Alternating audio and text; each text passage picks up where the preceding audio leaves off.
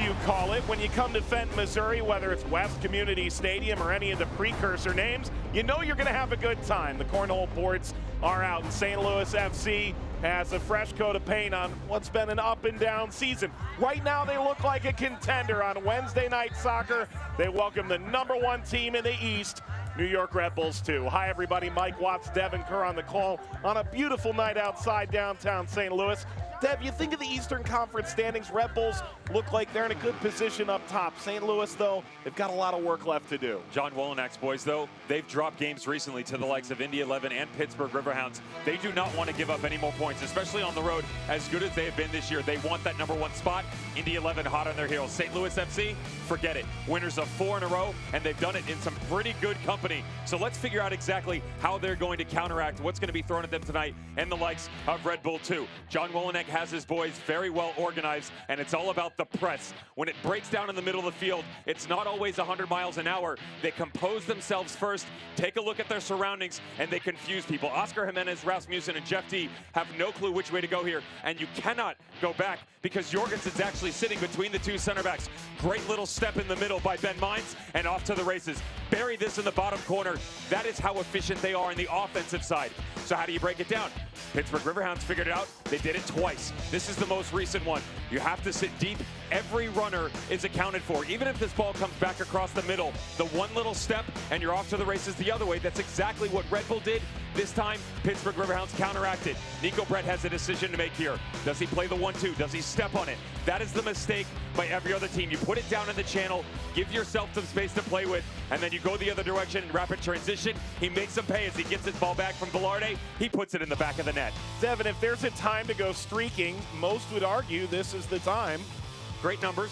Love the 4-match win streak. Love the goal differential. But we talked about the company that they've done it against. They took down Birmingham Legion, who are on a streak of their own, and home victories against Nashville and Ottawa Fury. All teams that at that point in time were sitting above them in the playoff race. Now it's time to continue that succession going forward. If they can get Red Bull 2 to drop 3 points on the road, they've got an opportunity to turn the corner for some less formidable opponents to continue to move up the Eastern Conference. Well, Red Bulls 2 have played so much better on the road. This is going to be some kind of test for the #1 team in the Eastern Conference. As Devin mentioned, teams hot on their tail. St. Louis up and down through the Open Cup, but they've won 4 in a row now. St. Louis, New York, Wednesday Night Soccer is next.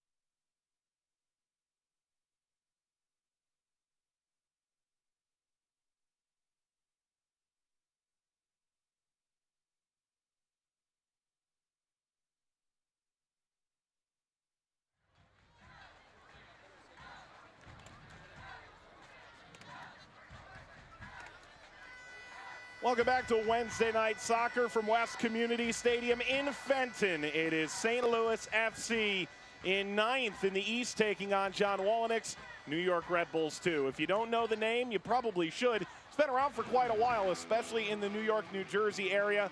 Born in Staten Island, a phenomenal player at Fordham, onto the Metro Stars, was actually released to give room for Thierry Henry, and then an assistant into a management role. Let's look at the lineup that he puts out, Devin.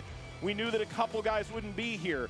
Nealis and Bezecourt now with the team there in Portland. Not surprising for Willinet. He's made a multitude of changes, 2 on the back line, 1 in the middle, 1 up top. Sebastianelli caused a lot of problems over the stretch of games that they've had recently, and St. Louis FC saw that as well. The right side really struggled for St. Louis FC. Keep an eye on Jared Stroud. He'll be attacking that. St. Louis FC, Anthony Pulis, 2 changes. Kenan Fewa on the back line. Oscar Umar comes into the infield as Guy Bend will take a seat. Really thought they did well compacting the middle of the field in that 2-0 loss to Red Bull 2. But the outside wings have to be better in transition. All right, well, this one feels big, doesn't it? It feels like something you might see in the playoffs in about a month's time. Only 4 more weeks of the USL Championship before the USL Championship playoffs begin. Whistle blows, Wednesday Night Soccer underway. For Red Bulls 2, can they maintain first in the East? Can St. Louis inch that much closer to clinching another playoff position? Fenton, Missouri, the site in West Community Stadium with Devin Kerr, the former German pro. Mike Watts on hand.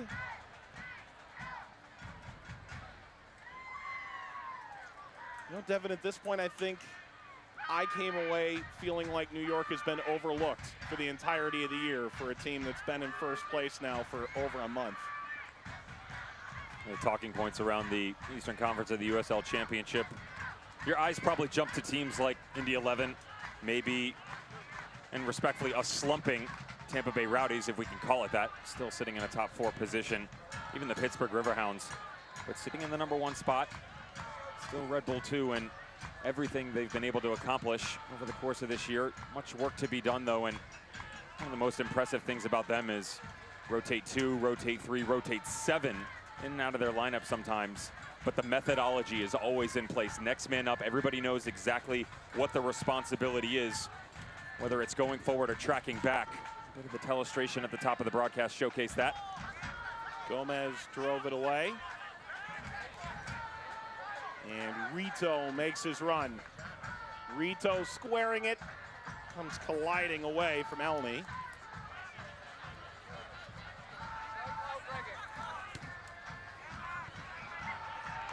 Speaking of overlooked and underrated, great illustration, buddy. Oh, look at that. I'll say this, the Red Bulls tactics, everyone in theory knows what they are. I think in practice it's much harder to break down than people give it credit for. Obviously the results at the MLS and the USL Championship level have made that quite clear over the last few years. You hang out with us for a little bit longer and we'll dive deeper into that area. There's so many variables to account for, and that's one of the major issues why teams do struggle with it. We talked about the quick transition for the Riverhounds and their ability to stretch down into the channel. That's a focal point that a lot of teams don't take advantage of. They second guess themselves and go the other way, but there are multiple angles to really attack this thing. Kept alive, and Dakers with a blast. It comes off of Scarlett, who's clearly still hampered. Cicerone to the back post, sliding it in! What a start for St. Louis! Tyler Blackwood. His dream beginning with his new club just keeps getting better.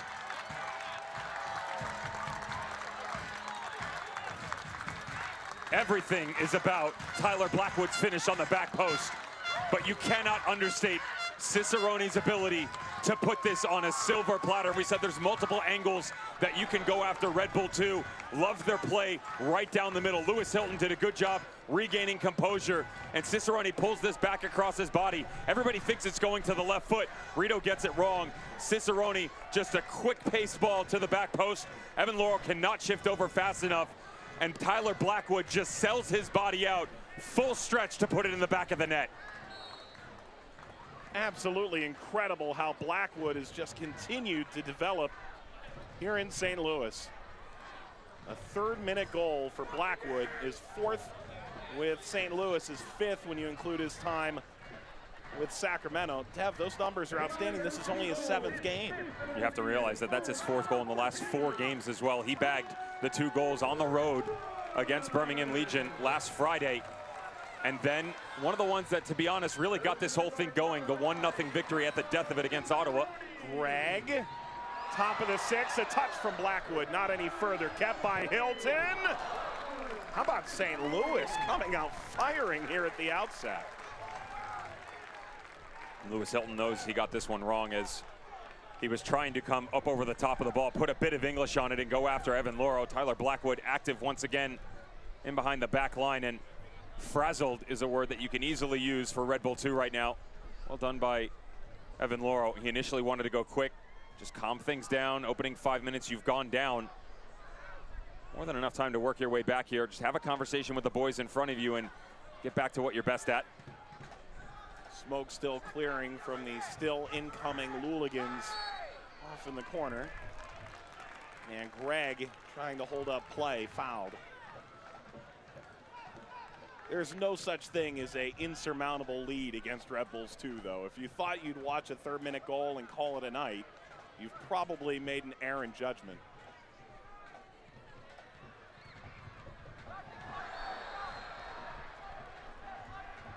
We'll stay with St. Louis again. And ask Bethlehem Steel about that. It was mid-July, July 10th, down 3-1 with about 10 minutes to go. They got 3 in the back of the net, win 4-3, and there has been a couple stoppages opening 6 minutes. This one on the far side of the field when see quick little movement down in. Dakers making friends with Preston Kilwine, their center back, stepping up. Is that what he's doing? Kilwine out of Florida Gulf Coast.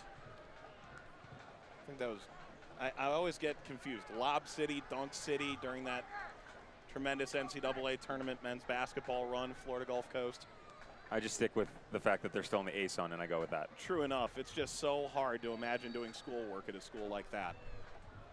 We'll see what St. Louis comes up with off the restart. Fink was the target, and this is hammered from distance. Not particularly close from Oscar Umar. Man who scored just 2 goals in the last 3 years between Richmond and now St. Louis FC.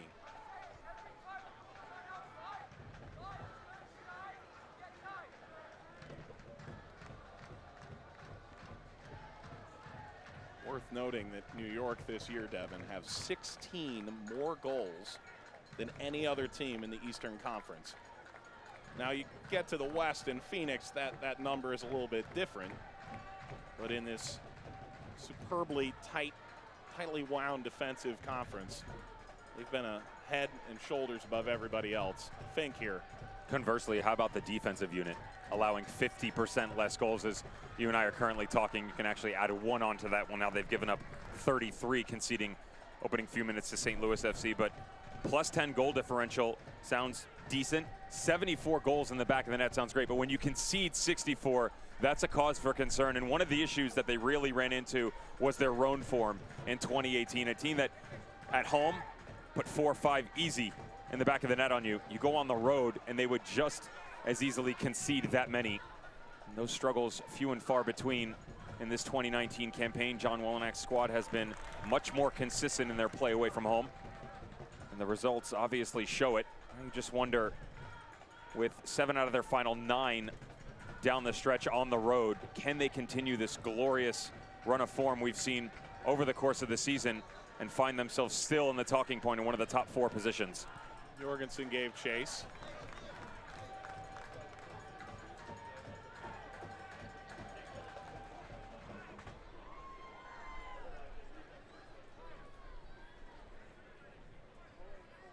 And a throw for Rito, the 23-year-old Venezuelan. On the move, it's Zayats.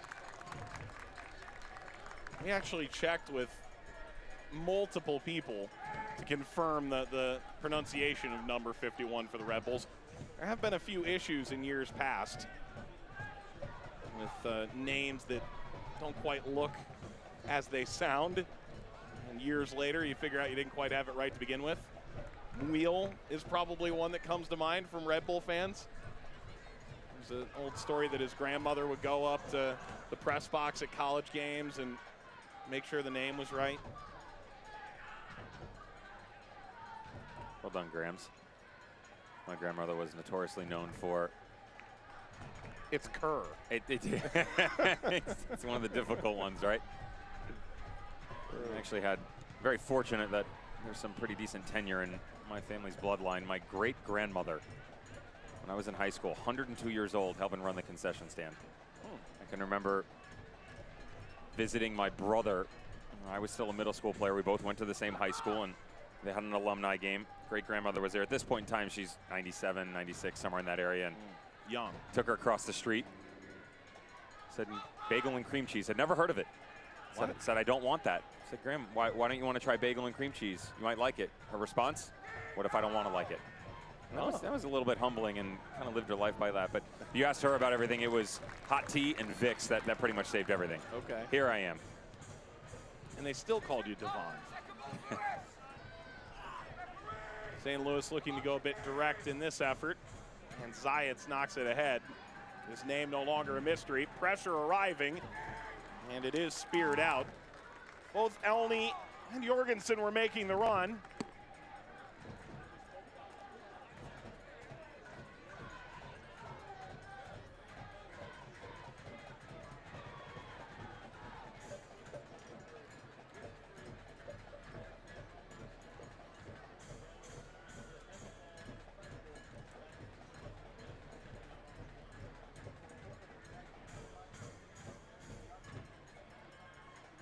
Corner for Red Bulls 2.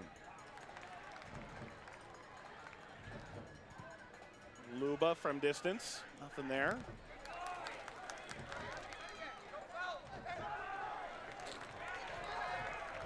Well, St. Louis wants to run, and Blackwood with sprinter's pace, finding his way through Luba, slides in. Well done by the Fordham University alum.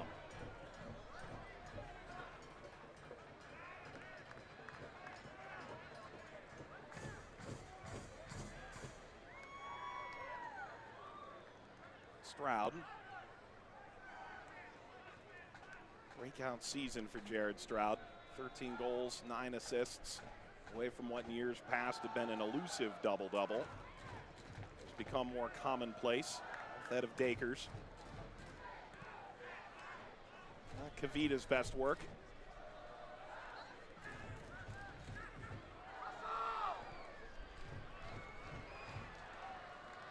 Cicerone, who had that dynamite service on the opening goal in the 3rd minute.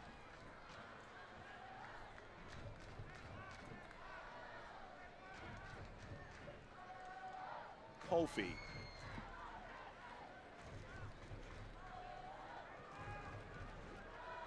Lemma.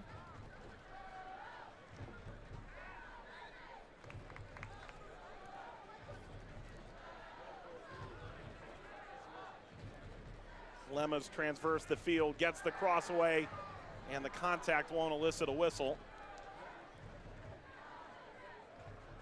This is Elvis Osmanovic's game. Referee tonight. Select is the official ball supplier of the USL Championship and many of the finest leagues in the world. Since 1947, Select has been the leader in soccer ball quality and innovation. For the latest Select products, special offers, visit selectsportamerica.com. One of the things to address almost immediately, opening 15 minutes coming up here by St. Louis FC and Red Bull 2. Great job by Tyler Blackwood, very active up top, but we referenced how it's a next man up, how Wolyniec can make so many changes on the field, but everybody knows their role. That was a good representation about 2 minutes ago where Janos Luba had rotated all the way over. Quick transition by St. Louis on the throw-in, something that Anthony Pulis, when it comes to restarts, really takes pride on. We'll address that later. Wolyniec looking for some wings. Boy, was that on brand. Impressive there by John Wolyniec, and not so much the orange flavor. We can talk about that later, but Janos rotating all the way over to the right back position, makes the tackle, and then as they start to go the other direction, he's making the run on the far side down on the left. So they understand that it's not just one touch. They have to immediately start to get up and then push the other way if they want this format to be successful. Luba brought down by Kadeem Dakers, and he's writhing in pain. Dakers just tracking in behind here, and you can see that just right arm reaching out a little bit. Ankle gets caught underneath as Kadeem Dakers was getting ready to open up that long stride of his. That'll be a fun matchup all night long. Last time out, Nesta Cashier, Colin Fernandez, and Paris G on the left side really struggled with everything that was being thrown at them. Sebastian Elney was part of that group.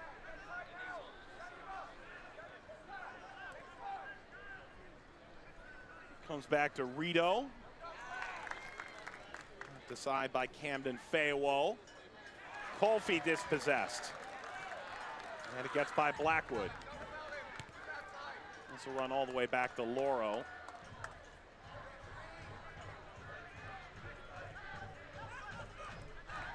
Just keep an eye here on the shape of St. Louis FC. All the green shirts in the middle of the field need Kofi and Lema Zayats to be quite active tonight. Already you can see they're dropping just a bit deeper, and that doesn't mean they're setting up to be a defensive unit all night long, but they are so consistent in their shape. Everybody rotating side to side. Good look at the movement left to right, but even now, solid lines right across the back line in the middle. Very difficult for Red Bull 2 to break down. Flicked ahead to Elney. Maybe a chance to strike, but Kavita arrives.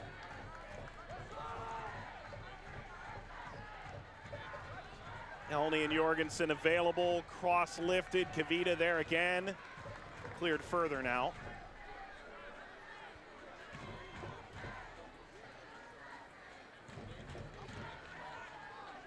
Spinning around Elney. Came off of Camden Fayewo.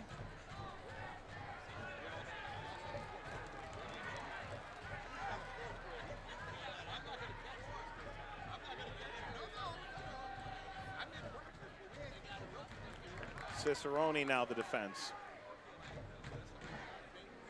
Well, Devin, you look right now, it almost does look like five in the back the way Cicerone has dropped all the way in. And Hilton's moved over to that side and shifted a little bit as well, but how does that fit within the way you beat Red Bull? This gets flipped out. No different than other rotations we've seen out of other squads, and Anthony Pulis' squad, they're impressive because, and we talked about this before, your back four is always going to be your back four. You'll get movement by one, but he likes to push two. Going forward, defensively, they're always going to drop, and they get help because Lewis Hilton, Oscar Umar will rotate over. Even your outside midfielders will step up, and they'll provide that extension and outside arm, if you will, of this defensive unit, so that when you get an overlapping run of Rito or even Elney getting help out of the midfield from the likes of Kofi or Lema coming over, you have that extra runner to help out. The question is when you add a third into the mix, another one coming off the back line for Red Bull 2, or someone else stepping out of the middle, where does the confusion lie? A lot of times you'll see guys not communicate appropriately because they understand when a one-on-one situation where they're at, even a secondary runner coming in. But Red Bull 2 do such a good job of not just overloading one side, but space in general, and that's where they start to confuse you. Corner for Red Bulls 2. Luba back to the opposite corner, and Lema was offside.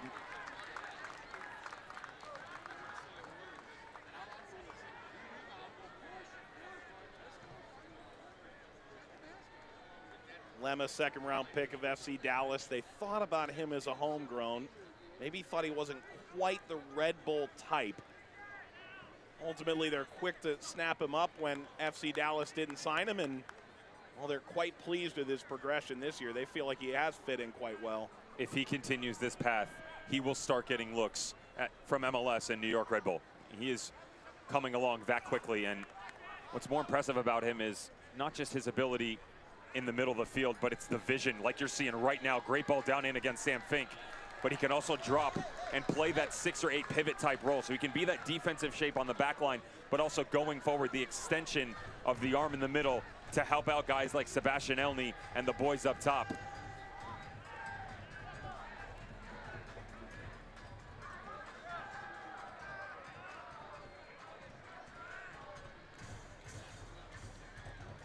The touched by Rito, a bit heavy.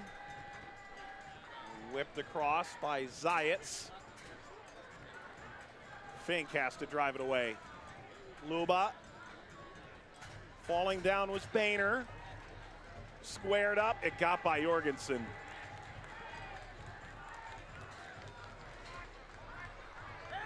Greg. I didn't quite see that run there, Dev. There comes the press. This is where you get yourself into trouble. You don't play it, and now you've worked yourself 40 yards back. What's the response from it?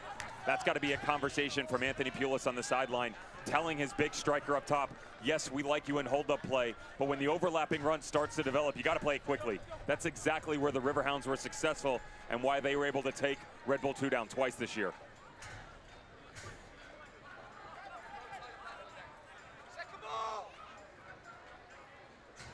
I hear that scream for the second ball. So significant to keep the Red Bulls out of transition.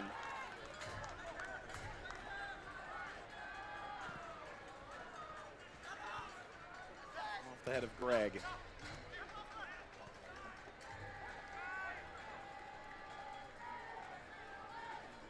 Kofi.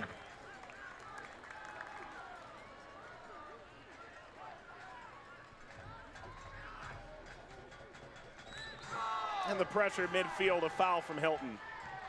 It's unfortunate here by Lewis Hilton. I really like the quick step by the midfielder. This is something that St. Louis FC is so good at as well, where they will sit deep and be very patient, but also spring into attack in the other direction with their defensive shape. They'll get 2-3 guys giving you a taste of your own medicine when it comes to the Baby Bulls. That intermittent press where you kind of just turn your head a little bit and say, that's not what I've seen over the past 5-6 minutes. Unfortunately, Lewis Hilton just getting in himself a little bit of trouble in front of the referee. Lemma knocks it wide. There's room to work with here. The early ball for Elney comes off of Camden Fayewo. And another Red Bull corner. They haven't really done much at all with this yet. It's Lemma who will take it.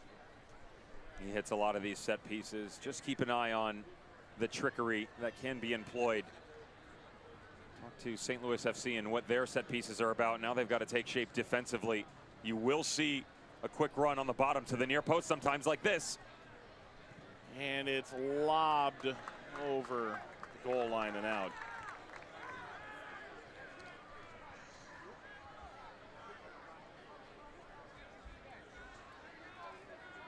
With just weeks remaining, pressure is on. Tune in to ESPN3 October the 2nd. We've got El Paso looking to secure one of the final playoff spots against Fresno FC, who have its sights set on hosting multiple playoff games. They can guarantee that with the number 2 seed behind Phoenix.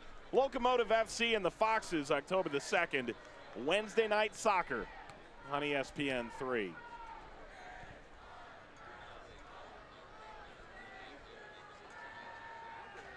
For those just joining us, Tyler Blackwood from Russell Cicerone in the 3rd minute. Gorgeous goal. Is St. Louis the lead in a game that you wouldn't say they need. But if you ask Anthony Pulis, he feels like maybe 4 wins, another 12 points guarantee you a spot in the playoffs at this point. You and I were going back through years past, and outside of 2016, and we're also speculating here, assuming that the games in hand that were no longer played, 30, 32, that you actually won those matches. Outside of 2016, that number was good enough. If they get to 53 every other year, they would have made it into the playoffs. And you just sort of wonder, what does the rest of this look like? Birmingham Legion were on a tear of their own. They've hit a skid. Ottawa Fury seems to basically put on all the brakes and is rapidly dropping down the Eastern Conference. North Carolina FC right there as well. The only one in the vicinity of St. Louis FC that has not slowed down is the back-to-back reigning champs, Lou City. Which, as you've noted, is par for the course in these late season months. They're obnoxious. It really is. Did you say 4 losses in the last 5 years since the start of 2016, so we're in the 4th year. August, September, October. Basically, when you got to put it to the metal and make a run at this, they are 29, 4, and 14. No trouble there. Laurel come off his line Yeah, that is pretty obnoxious. 4 losses in 47 matches, and just kind of everybody else looking around going, feel free to slow down, boys. That's sort of the idea of what St. Louis is up against. It looks like 6 is out of their reach. Ball lifted toward Elney and cracked off of a defender. Still alive here for Kofi and Red Bull 2.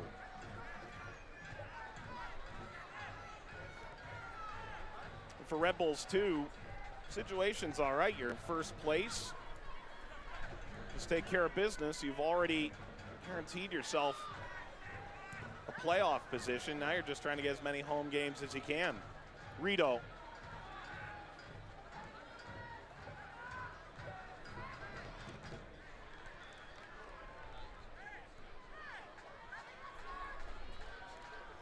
Kept in play by Lemma.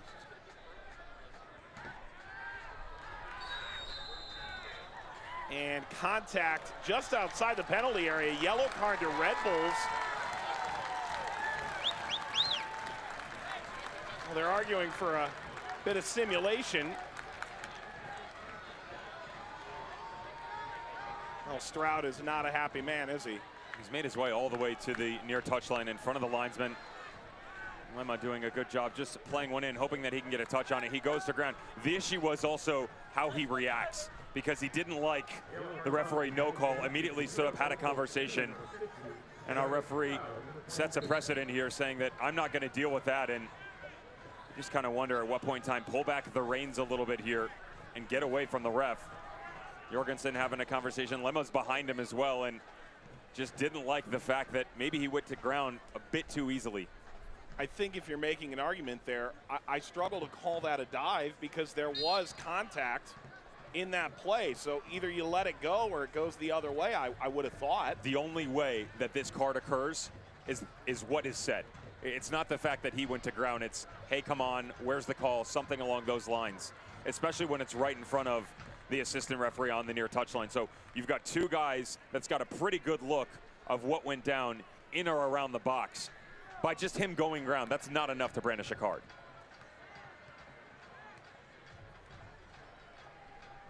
Stands have filled in quite nicely here at West Community Stadium. This will roll away from Luba. Luba is the 3rd first-round draft pick out of Fordham by New York Red Bulls in the franchise's history. Ryan Mara is the backup goalkeeper. And John Wallenick is now the manager of the side. Luba picked 22nd in the MLS Super Draft. Tack on here through Rito. Rito putting on the moves. Camden Faywell got enough of that to allow Gomez through. And a quick transition in full force again by Rito on the right side, and just get the center back turned around a little bit. You make the move quicker. He's not able to transition over as he gets help on the weak side. Well done by the recovery on the defensive shape of St. Louis FC. And this is what you have to do. Close things down on one end, quick reprieve on the other. Give yourself some breathing room.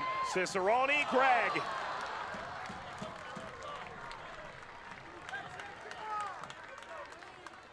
Notice again the long stretch. Quick little ball to the top of the 18. Kyle Gregg does everything right here except put it on frame. Lovely first touch. And as he comes across, it just puts a bit too much spin on it. A little bit more power, and that can tuck itself inside the far post of Evan Laurel.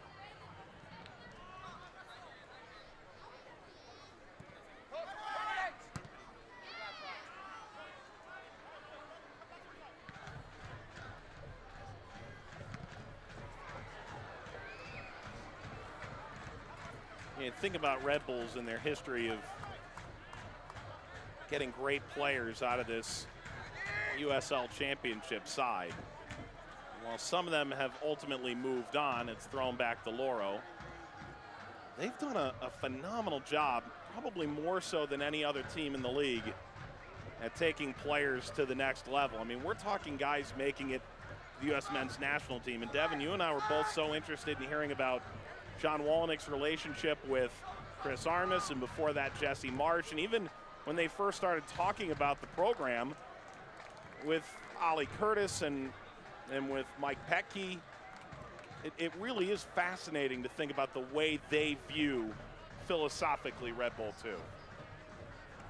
Their ability to jump, and I say that nicely because you're making a transition from manager to manager, retain the values that you want, and then pile on positive attributes going forward. That's really difficult to do. Anytime you make a managerial change, you're going to have setbacks.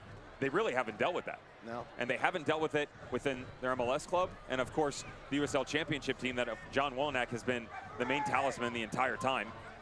Talking about how they wanted to actually come in a year before they initially did. Things didn't work out that way. But he's been the constant presence there the entire time. And a guy who gets so many looks, whether it's 16-year-old academy players, you've got guys coming out of college, players that are on MLS contracts with New York Red Bull, getting an opportunity on short-term loan, however long that may be, to come in. A lot of disruption that has caused other organizations in similar situations a lot of issues. That hasn't been the case for Red Bull 2. Blackwood chips this through, and Scarlett plays back to Loro. Scarlett in possession here. I mean, it's a team that is consistently among the most competitive, but they talked ultimately about realizing the potential that they saw in this team. The ebb and flow of American soccer in the global ecosystem, probably the next step is to be selling leagues. And Red Bull 2 and New York Red Bulls, to an extent, have found ways to find good players in a manageable way moving forward. As this will skim out, corner coming. And you think as Red Bulls 2 prepare to take a corner here in the 31st minute. About this year, first in the USL Championship in the Eastern Conference. Flag was up there. Looked like the ball had moved out of the arc.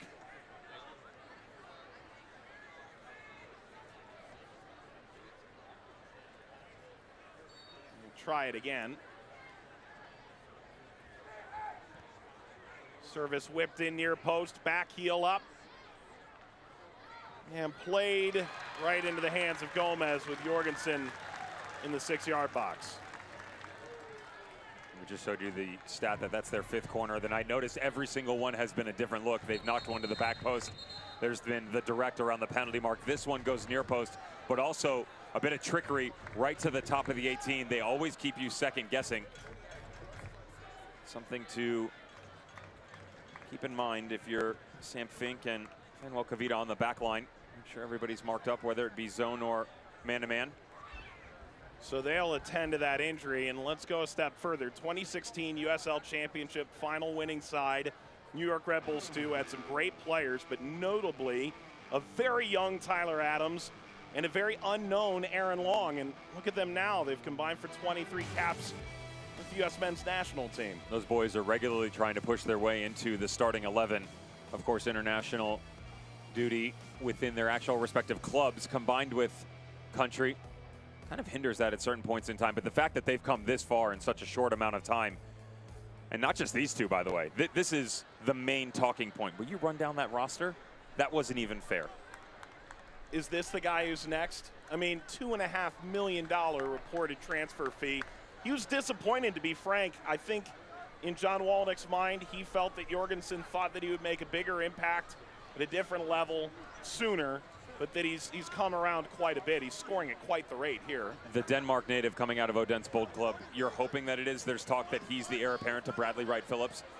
Can he make that jump? You have to remember, still a teenager, so there's plenty of time for him to continue to develop. But with a price tag on you like that, you hope that you can not only produce within USL Championship, but given your opportunities from the MLS club, got to take full advantage of it. And just to track back, combine what you see out of Jorgensen with they want to be a selling club. That's something that you and I had the opportunity to experience firsthand last year when we were a part of the ICC Futures, more specifically the academy for Bayern Munich, and they talked about how their frustration lied within all of the purchasing they were doing outside of their club. They spent all this money at the youth level, and it wasn't coming up through the ranks, so they would have to go into the transfer market, spend hundreds of millions of dollars, and said, hey, let's get back to square one here. Let's retool the academy, build from the ground up. That's exactly what Red Bull has been able to do from top to bottom. In the soccer hotbed of New Jersey and New York. A brilliant job of finding players. You know, you talk about heir apparents. Turns out this Barlow guy and this White guy are pretty good at bagging goals as well. Back to Scarlett, who people pegged as maybe the next man up not too long ago, but Sean Nealis has quickly grabbed the horns at that position for Red Bull 2. How interesting that the 2-0 victory for New York Red Bull 2. Earlier on this season, it seems like just a short time ago, but go back to August 2nd. That was when St. Louis FC kind of kicked it into high gear. 8 matches since then, 4-2-2. But Red Bull 2, as we mentioned, really went after Paris G and Cashier on the left side, and they're doing the same thing. A lot of their offense running through. Rito and Elney on the right side don't have a lot of balance. You haven't seen a lot of movement out of Zayat's number 51 in the middle.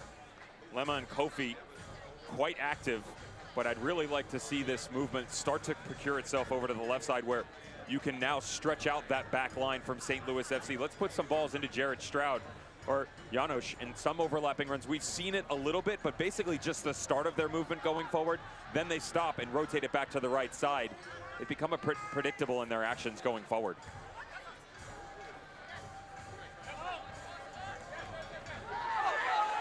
Throw for St. Louis. Camden Falo is having some heated words.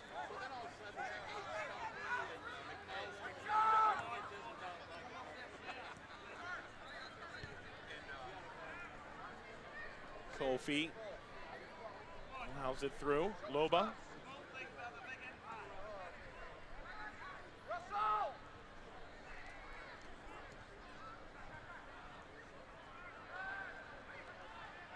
Zayats sending Luba all the way back.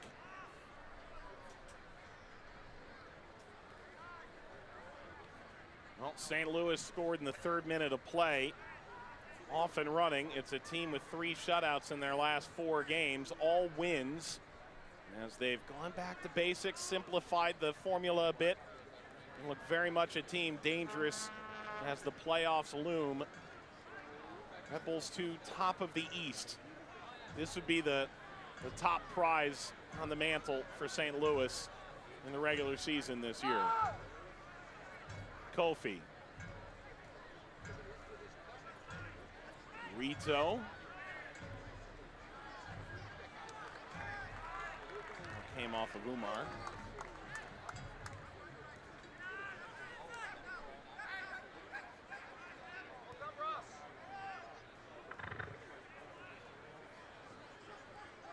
Kilwine.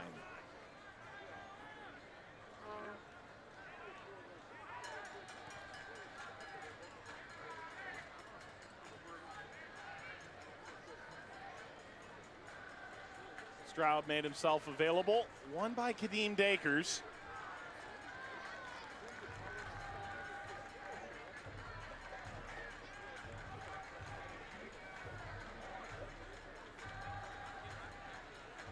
Talk about the big trophy, so to speak, for St. Louis among the regular season.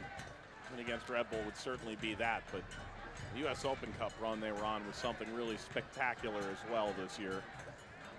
They and New Mexico United were the last 2 standing in the USL Championship and America's longest running cup competition.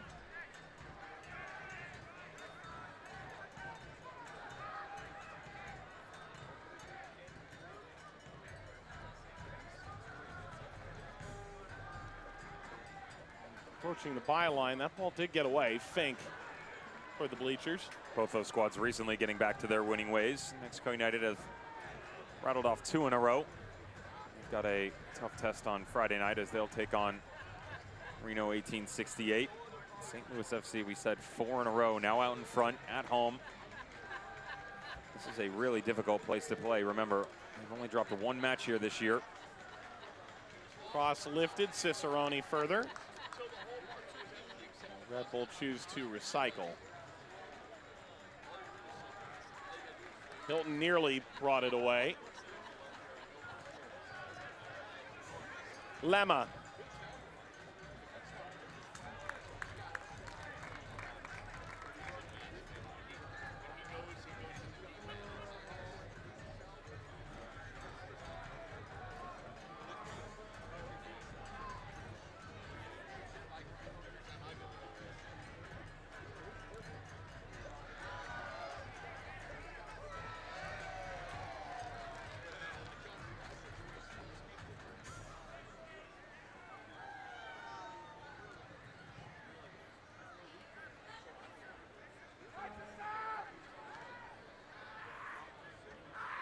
Contact as one player screaming at the top of his lungs. Settled by Luba, who scored some bangers in his college career.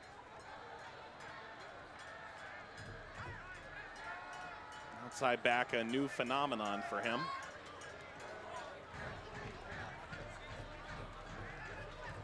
Rito. Square right out to Cicerone. Here he goes. Sends Scarlett the wrong way. Greg slips it ahead. Cicerone versus Scarlett 2.0. Top of the 18, Hilton!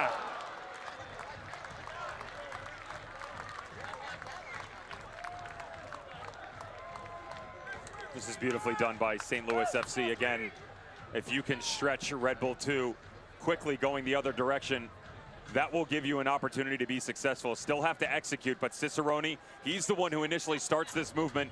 Quick little ball down in, and the second one, the 1-2, is eerily similar to what you saw at the open of the show out of Pittsburgh Riverhounds when they were able to take down Red Bull 2. And just have the ability to pick your head up, settle things down, and catch the trailing run of Lewis Hilton at the top of the box. I understand the end product is lacking, but it's a great thought process by the home squad.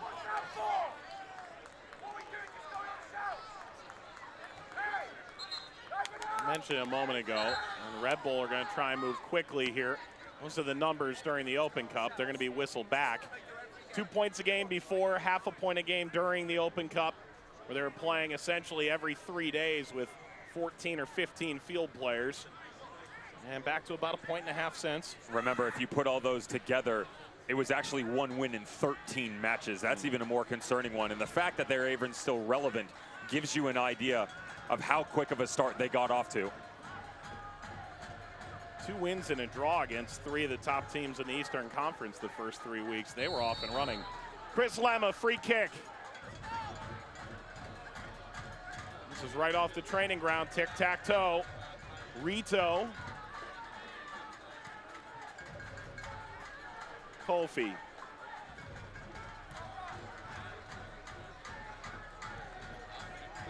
Zayats.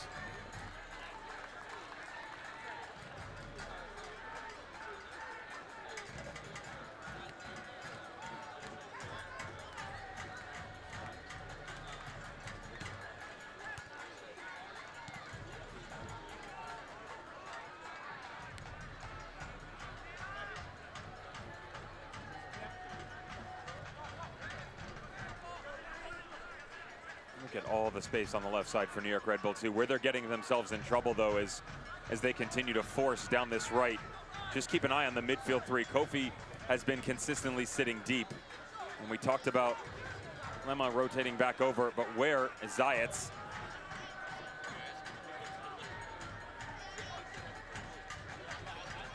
Rito against Camden Faywell. The defender next to me is applauding. It's beautiful one-on-one stuff, and this would be easy to fall behind, understanding you don't necessarily have the exact amount of speed that's on the opposite side of the ball. Camden Faywell does a good job playing the angles game, uses the big frame of his to push Rito over. And going back to the midfield 3 for John Wolyniec's boys. Lemma's dropping in deep, and they're lacking the stretch up top in that triangle, so Zayats has to then become the attacking option, and more so that he has to rotate side to side. He's become stagnant in his movement, so when they do start to go back left, they've already got 2 sitting deep, and they don't have the ability to connect the dots in the middle of the field. That's why you have seen less movement out of the front 3. They also aren't going very direct. if you recognize that maybe the middle's not there for you, the option is then to push the ball up high. They just haven't given any of the boys up top to go after it. Oh, that was fantastic. Cicerone breaking through and overrun. Precisely what Kofi had to do.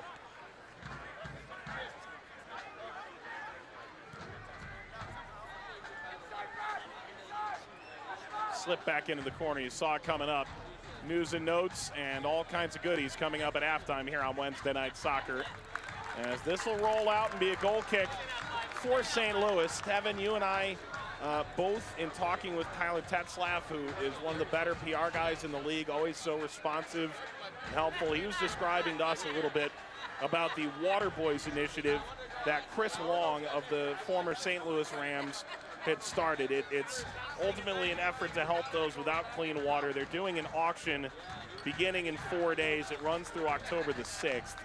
And we love it when teams give back to the community they're in, and in partnering with Chris Long, St. Louis has stepped onto as big a stage as possible to try and do just that. Some excellent warm-ups and pregame that they're going to then go out and give to the public and try and raise some money off of that, combined with some other efforts. And the mission, 1 million people, is the initiative that they're going after for clean water. I mean, it's real easy for us to sit here and think about, oh, where are our lives struggling?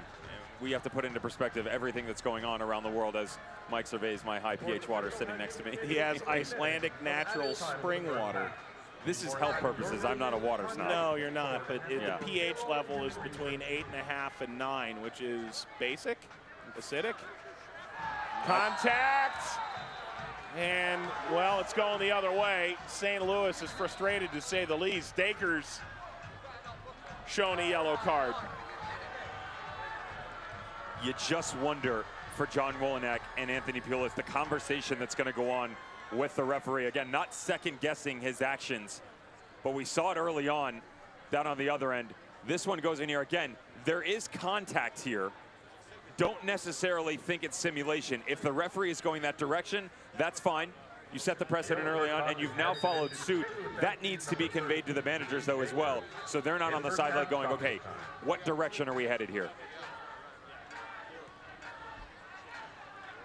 2 more minutes of added time.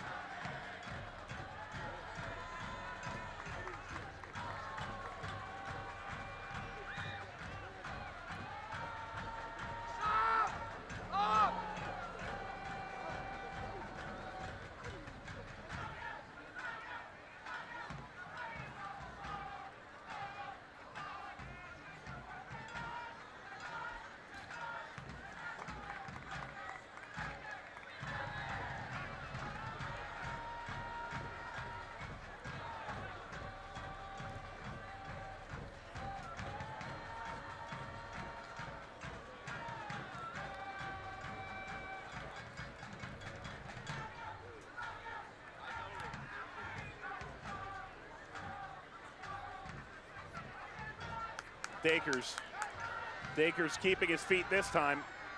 Dakers lofting it back. Cicerone tried to pirouette through the ball and bring it with him.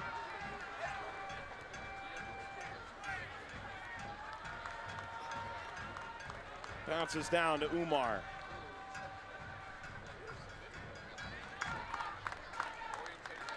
Coming up at halftime again, Phoenix going for a perfect blackjack. Highlights and stats from around the league, and if you've missed expansion news today, you read The Athletic reported that the Des Moines market may be a future USL championship market. Exciting stuff there. And Landon Donovan and Warren Smith, Sacramento executive of their initial expansion team that won the USL championship final in 2014. They're going to launch USL Championship San Diego next year, 2020, so not 2 years away. They start in what, Devin? That's like 8 months. We talk about this constantly, about my inability to necessarily put 1 and 1 together to make 2, so I'd appreciate it if you stay away from that. Well, Devin, how about this? It's less than 8 months, by the way. Blackwood, the goal in the 3rd minute. Math not my strong point either. Impressive by St. Louis FC in the first half. Really liked how they went out, got the early goal, but also sat back and showed that they would go in transition quickly as well. Wolyniec's got to find a way to get that midfield 3 on the same page. There is too much talent in the front three up top to bypass the entire center and go direct. You wonder if there's going to be a change early on. I'm making it if so. If not, 55, 60 minutes mark, go after it. Blackwood loves it. St. Louis, team on a 4-game win streak. This is as good as they've looked in the league all season long. And today against the best team in the East. The early goal, physicality galore. We'll take a look at highlight stats from the first half when we return to Wednesday Night Soccer. That includes sunglasses, koozies, and a free Supercuts haircut.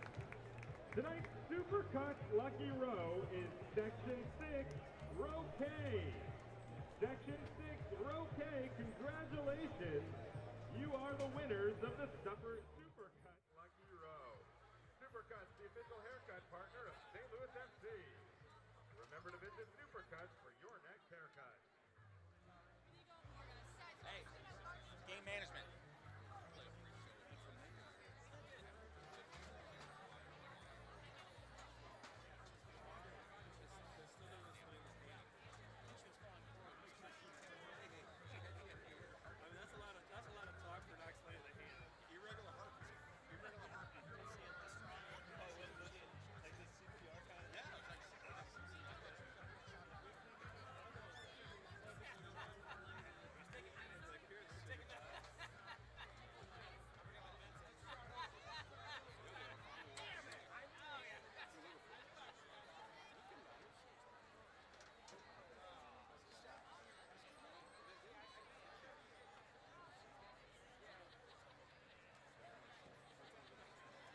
Ladies and gentlemen, please welcome back to the field Northwest High School Marching Band for a special halftime marching performance.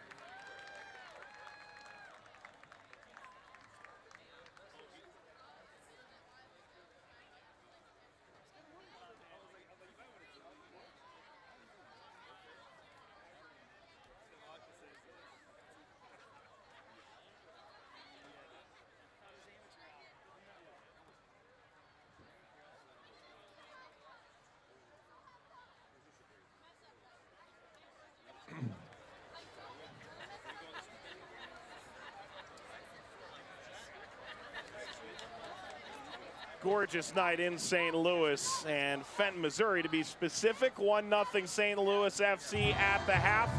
The marching band is out on the field, believe it or not, and the Louligans are enjoying a moment of respite. Next week, big game in the Western Conference. El Paso looking to make one last stand against Fresno. And, well, last week was pretty good, too. Take a look.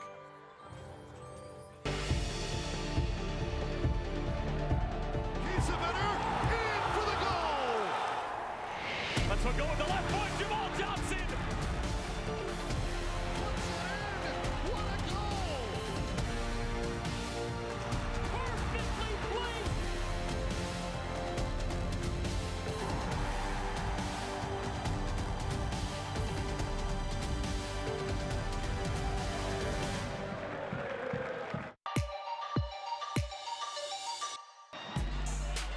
With one touch to settle, and now it's five at the top of the net. Black stays down, and Indy 11 has a one. Ball struck towards the 18, headed on and headed home. Inside, glancing header, and he caps it off with the goal of the night. I think they want dangerous play call. That one served Dan in the back of the net. Fresno out of nowhere. Milton serves it into the back post. It's off the woodwork and it's in. That's in the back of the net. Another cross into the corner, and Hubbard does even better. Moberg's gonna take a shot on goal with a cross and a fantastic save. Good shot for Blackwood. Nice play by Van Oekel To force him to give the ball up. Illich saved.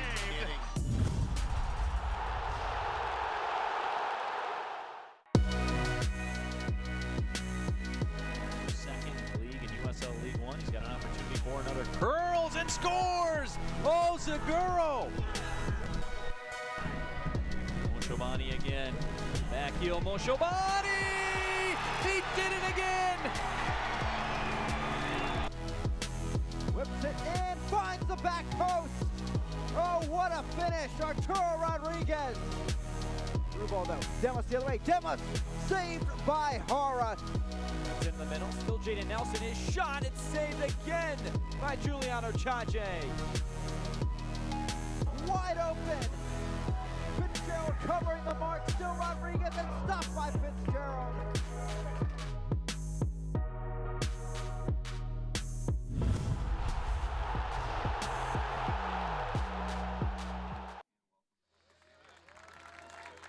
Mike and Devin welcoming you back. The band is now leaving the field. If only it were that simple all those years ago. It's a 1-0 to St. Louis. As, well, forget leave the field. They're just continuing to march. Dev, let's take a look at news and notes from around the USL Championship. And for Phoenix, it's quite simple, 20 straight. So blackjack on Saturday, yay or nay? It's hard to bet against them, isn't it? Yeah. It just feels like you want to say yes, but we know how that story has been told before. We'll say this, really rough stretch of games coming up as all of them are going to be on the road. How about Red Bull 2 and Indy 11? They clinched as well as the Eastern Conference race heats up. You and I talk about it. For me, it's really the 8, 9, 10, 11 spot, how that's going to play out. Charleston Battery behind against Atlanta United 2. They're on the outside looking in. Western Conference, I have reached a point in time where I'm just going to say, I don't know. And let's just leave it at that, okay? The first 3 are in. Everybody else, figure it out on your own. That's right. USL San Diego will start 2020. As we mentioned, at USL Pro Iowa is planning 2022. Their Twitter now active as they try and bring a USL Championship club to a city that's so well supported the Menace in League 2. Here are the Eastern Conference standings, Steph. By the way, Des Moines, East, West, I mean, like, you think St. Louis has had it rough the last few years. Red Bull's at the top, but, boy, there's a lot of competition there. You could argue anyone in the top 5 still has a real shot. Ottawa Fury are really close to be back to their winning ways, and it just went full-time. A 91st-minute penalty by Wallfall has taken down the Tampa Bay Rowdies. Neil Collins' boys have had a rough past couple weeks. How about Bethlehem Steel? They've come from behind. They're moving their way up. For me, though, it's still Charleston Battery. I'm telling you, I don't see them getting in, but I would really like them to. Mike Anhauser and the Charleston Battery, the only team in the modern era to make the postseason every single year. Seems like a long time ago they won that championship. Yeah, you see Birmingham there in 10th, and when you look at Wednesday Night Soccer's upcoming schedule, we'll see them on ESPN News. All this resurgence without Chandler Hoffman is really the shocking part. Hartford will get the spotlight as well. El Paso, Fresno, 2 teams in very different places in the West. Doesn't hurt for Birmingham Legion. They've got a couple boys on loan from the MLS level trying to prove themselves. Regular repetitions are always nice. Mark Lowry's squad, I told you this, they are one of the most impressive teams from the back line, 65 yards up the field. But it's that final third that's been lacking. Got to find a way to get it done if they want to make the postseason. Devin, do you recognize this song? Oh, they're done. Never mind. Xylophones are going to be away. Players will be back when we come back here on Wednesday Night Soccer.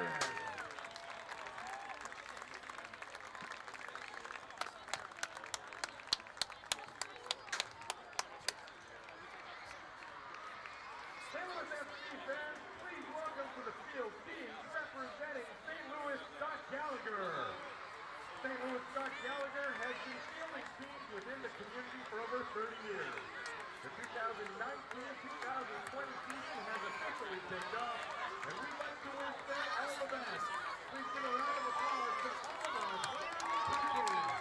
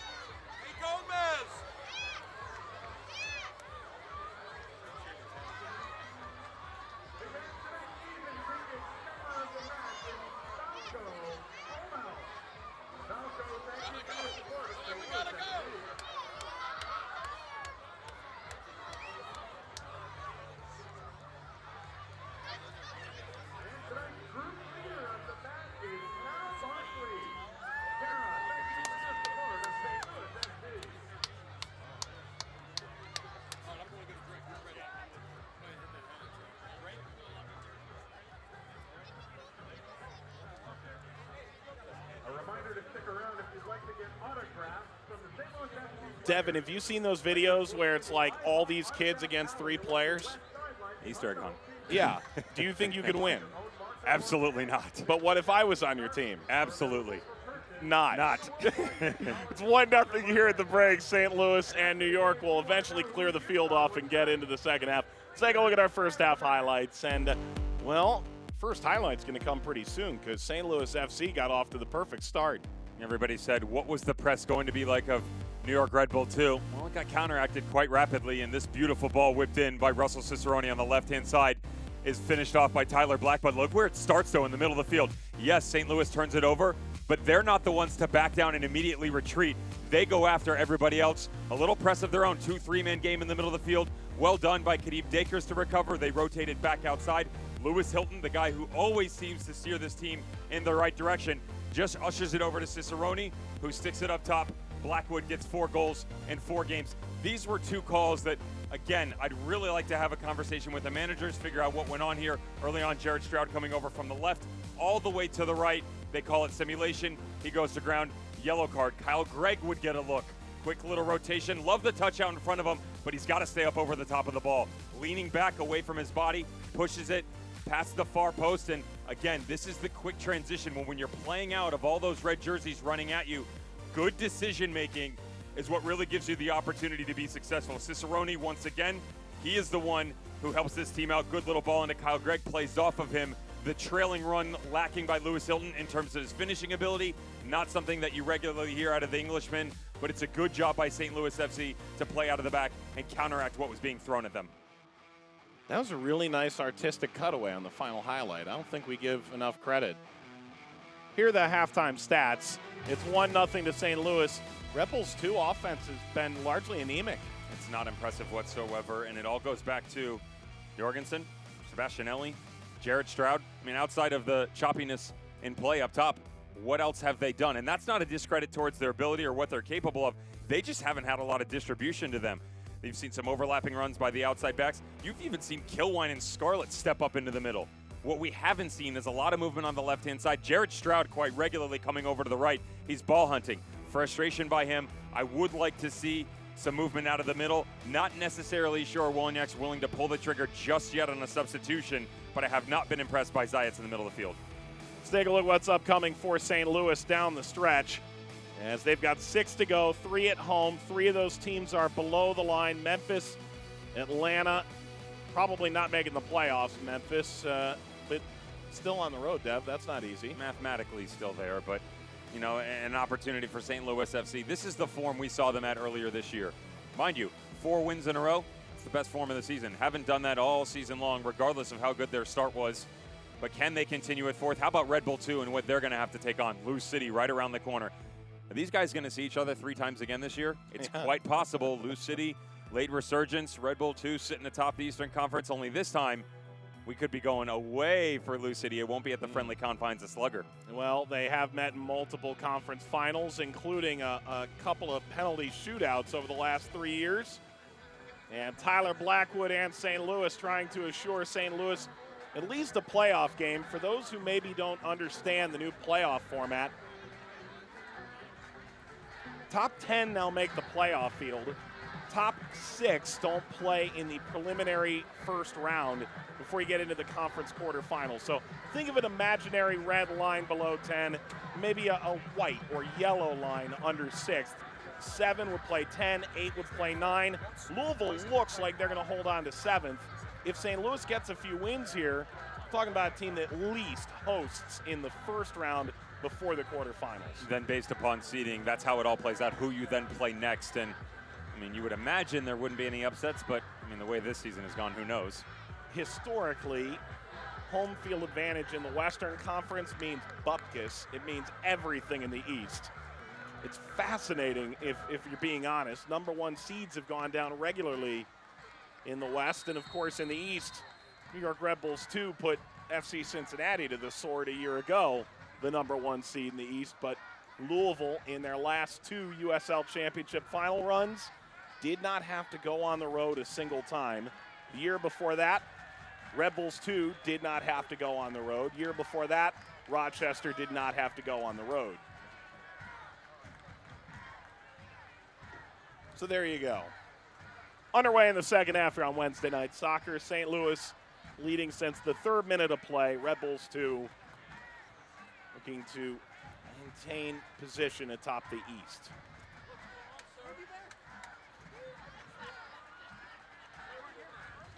And think about it for Red Bull. If they drop any points here, and Phoenix wins on the weekend, Dev, I believe that would seal up the regular season championship trophy between the two conferences for Phoenix Rising as well. So Red Bull 2 among the last that are flailing to try and keep up with Phoenix. And you do have Indy 11 right there as well, but the issue they'll run into is 7 games to go. That's a max 21 points. That can get you to 77. Yep. Phoenix currently sitting on 71, so there is a gray area for teams to work with. The problem is the way things are going right now, it doesn't look like anybody's going to be dethroning Rising. Again, they got to go on the road this weekend to Fresno, so we'll see. Set piece for St. Louis. They've been so good trying to take that out of the air on the volley. Dakers never got a shot.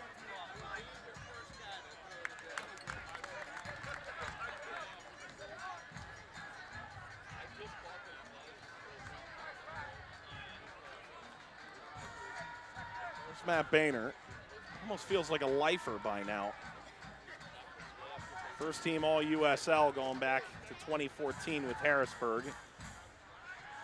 Flew into Cincinnati under John Harkes that great expansion season and was a top-notch outside back, and watched as his stock fell a bit over the last couple of years. Umar.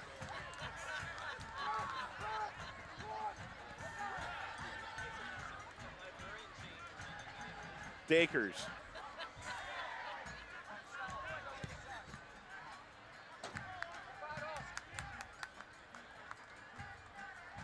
Run from Camden Fayewo flames out. This is Red Bull at their best. Running at the back line with Rito playing over to Jorgensen and cleared away by Fink. Gomez may have had his hands on it, but Stroud was hunting. Enough credit is not going to be given to Sebastian Elney, who tracked all the way back to help out. That enabled Rito to have the space out in front of him. St. Louis FC just second-guessing a bit there. Jorgensen off the quick restart, and they'll do it again. Another corner. Red Bulls passed a dozen corners in this game. Notice their center backs hadn't even made their way all the way up. Now you get a second chance with Kilwine Jordan Scarlett. Watch the over-rotation to the back post on this second ball whipped in. Stroud trying to go to work.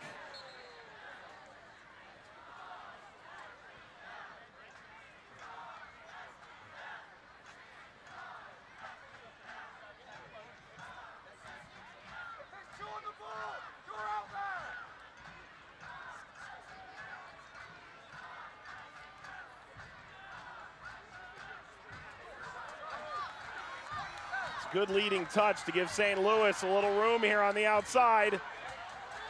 Cicerone waiting. Cicerone driving on Scarlett, whose slide was on point. Maybe this developed just a little too slowly at the end. Got to win your one-on-one battles, and Jordan Scarlett does exactly that. But when you're Cicerone and you pull this back immediately, you've got to ask for this ball. Tyler Blackwood right at the top of the 18. Give it to me now. Instead, he pauses. There's also the back post run by Kadeem Dakers, which is the better look.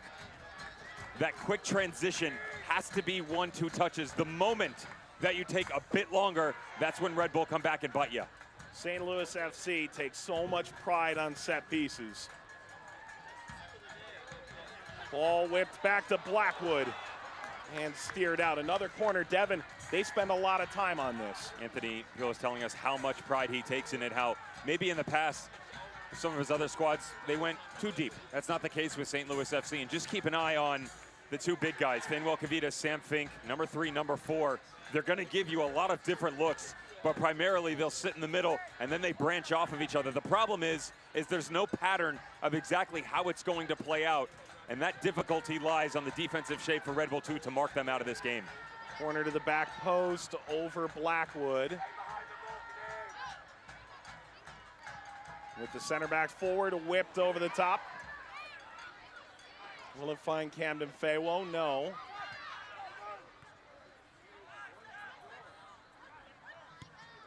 And a quick dynamic diagonal.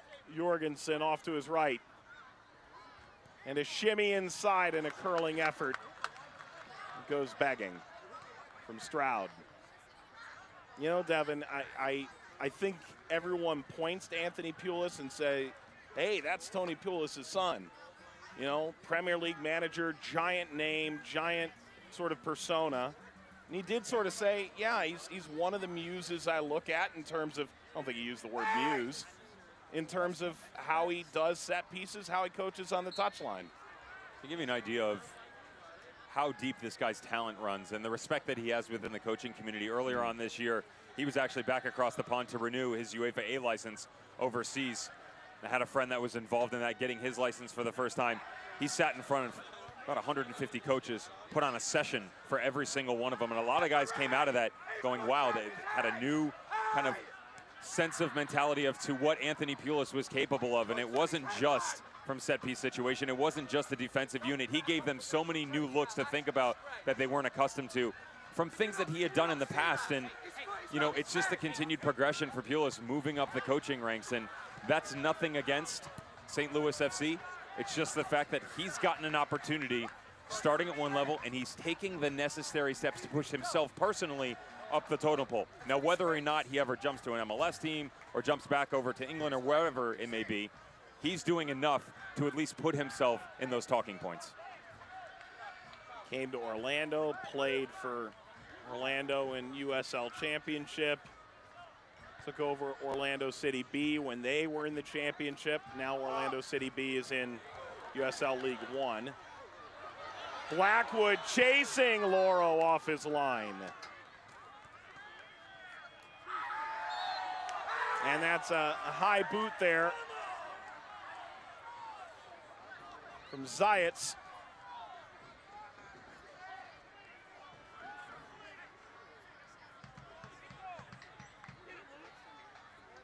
Another one of the Georgetown boys on this squad that had the opportunity to play with Lemma in the midfield. You can just see just studs up the entire way as Oscar Umar trying to get a touch on it, flick it the other direction, grabs the right toe extension of that right boot of his. You mentioned Georgetown boys. I think Georgetown would say, hey, some of those Red Bull Academy boys. There have been some teams that have taken advantage of the academy system, developing better players than ever before. Steered down and a chance to serve. Blackwood, the striker, making the run. Though the USL Championship in its entirety doesn't have to worry about all this. Some of these teams that have affiliations with their MLS squads will definitely keep an eye on the territorial boundaries that are to change in the near future. Searching ball again for Blackwood. The USL subreddit had an interesting post, you know, with Sacramento and San Jose. Whose territory is Reno? That's I need to spend more time with maps. I'm no cartographer. Sporting Kansas City had a pretty big swath of land over the years. Seattle had Hawaii, believe it or not. Is it Shannon Hopeo out there? Hopiao. Hopiao? Yeah.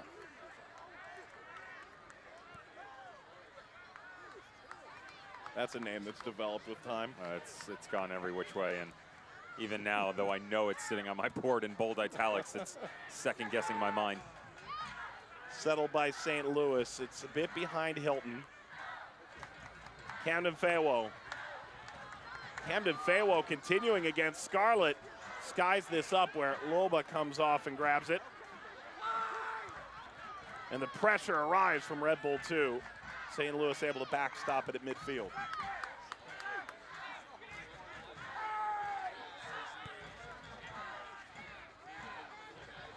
Uh-oh, Greg took it away. Lines it up for Blackwood.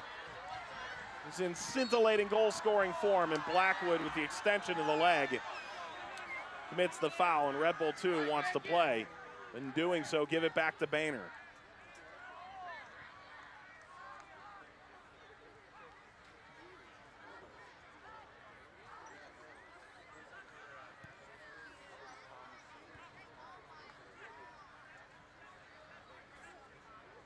Sits up for Kavita. That's a well-placed header.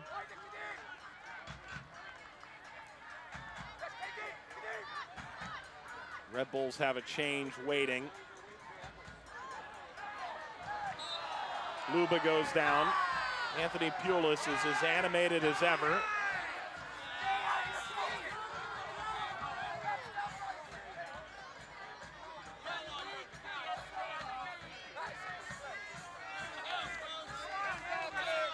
Definitely some interesting words being thrown around on the sideline. Let's see what Keating Diggers has something to talk about.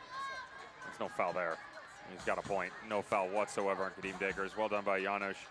If anything, loses his footing and the ball goes out. A little bit of pressure, but that's about it. And trouble may be brewing here. Lemma with that iffy clearance. That's a bit better.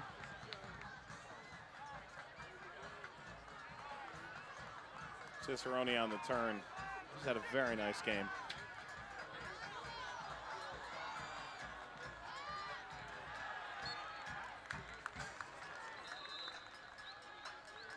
Here comes the change for New York.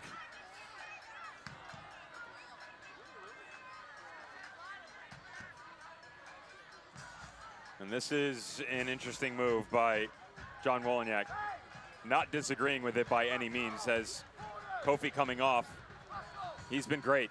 Honestly, he's done a good job in the middle of the field. He's had his hands full, but been able to hold serve for his team for sure. As we mentioned, Zayat's just not necessarily being able to replicate the output by the man from Ivory Coast. And with Ben Mines coming in, you just wonder, is he going to pull Lemma a bit deeper here, or is he going to allow Zayat to sit in? Here comes St. Louis into the penalty area. Gregg giving chase.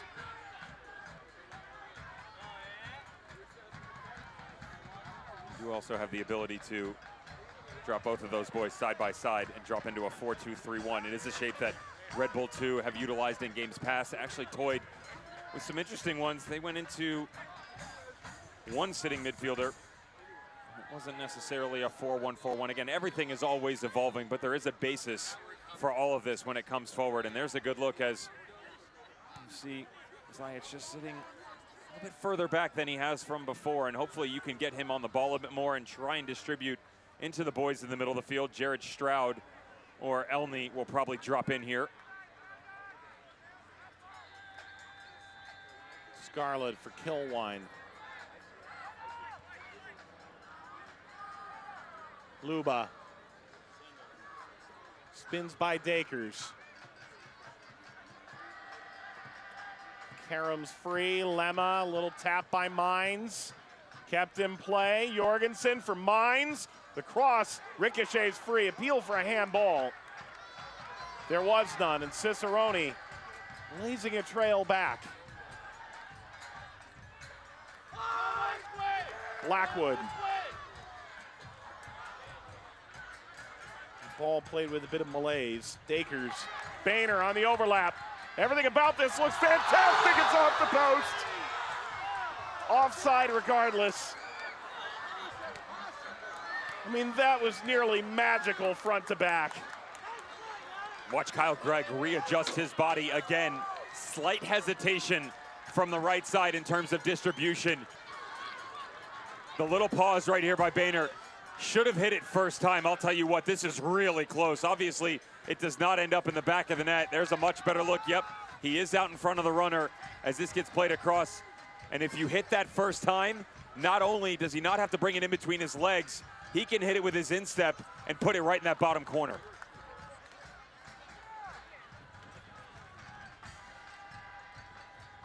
Hour mark. St. Louis battling to stay in the playoff hunt. They're sitting in ninth. Couple wins go their way, and they'll find themselves into the first round of the playoffs. In the 7-10 or 8-9 game, if they win out, they could find themselves in sixth. I mentioned Anthony Pulis. I'm looking at the standings. Did I get this right? You know, sixth, probably out of the reach. And he goes, really? You think that's out of reach? He had you holding your breath there for a couple minutes. I'm like, well, you know, here's sort of how I see some results breaking down. He goes, I'm just pulling your leg. Didn't know he had such a solid sense of humor. Elney. And this hit to the post. Squirts free. Elney was chasing, held by Gomez. Stroud hitting that across his body with venom. These boys are starting to play a little bit. Elney has come over to the left side. Jared Stroud is the player that has come into the interior just in front of Zayats and Lemma. And you can see space just starting to naturally open up. Quicker ball movement. The fast touches in the tight little places allow you to start to have your way with that back line, and you're going to start to see this tempo up over the next 5-10 minutes, even further from Red Bull 2. Lost to Kasher, waiting to make his move in for St. Louis. Won't be just yet. Gregg. Cicerone. Tremendous reach, flexibility. The numbers here are all wrong. Blackwood, and this is struck, punched away by Loro. Follow, kick save Loro, and this runs wide. Hilton had that really great opportunity. Cicerone as well. How in the world did this not get in the net? There are wings assisting every single player on the pitch right now in a red jersey. Look at this save by Evan Loro. Outstretched left hand. Secondary save as he regains his form back on his legs. And at the tail end of this, right at the penalty mark after Kyle Craig got the secondary look, you felt like Lewis Hilton was going to be the guy to put them out in front by 2. There is some magic in the air left for John Wolyniak and his squad. Cicerone is coming off. Loro might think that applause is for him. It's for Cicerone, who had the assist in the 3rd minute. Kasher comes on. He's become a bit of a vagabond of late. I mean, Loro just lived out every goalkeeping drill he's ever done. And that's just fresh legs from Anthony Pulis trying to find a way to make sure they still have the ability to counterpunch with Red Bull 2 as this game continues to stretch on 1-0. Gonna be difficult to hold on to, especially when a set piece opportunity just outside the top of the 18 is given up. Zayats gets his feet tangled up. The referee was square in the middle of all that. I think that may have made this a little bit more difficult for all involved. You hear a shout from their manager on the sideline, but how about everybody else? There's a trailing run. The referee's in the way. Tyler Blackwood getting stuck in. And with the substitution of Kasher coming on, that will give them some fresh legs. Cicerone goes off. Quality shift by him. But a lot of really impressive dead ball strikers in the form of New York Red Bull 2. You can see Jared Stroud sitting there. Lemma. Of course, we saw a beautiful strike by Bezecourt last time out. That was saved by Tomas. Unfortunately, the follow-up by Elney made it 2-0 at the tail end of the game. This could go left-footed the way it's sitting, although you cannot cheat too much here on that far post. It'll be Stroud.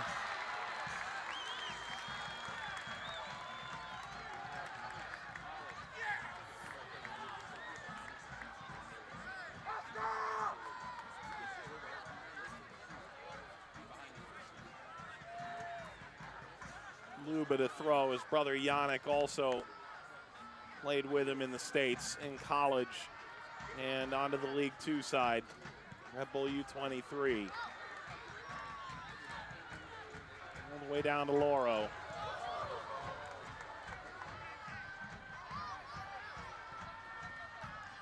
Umar.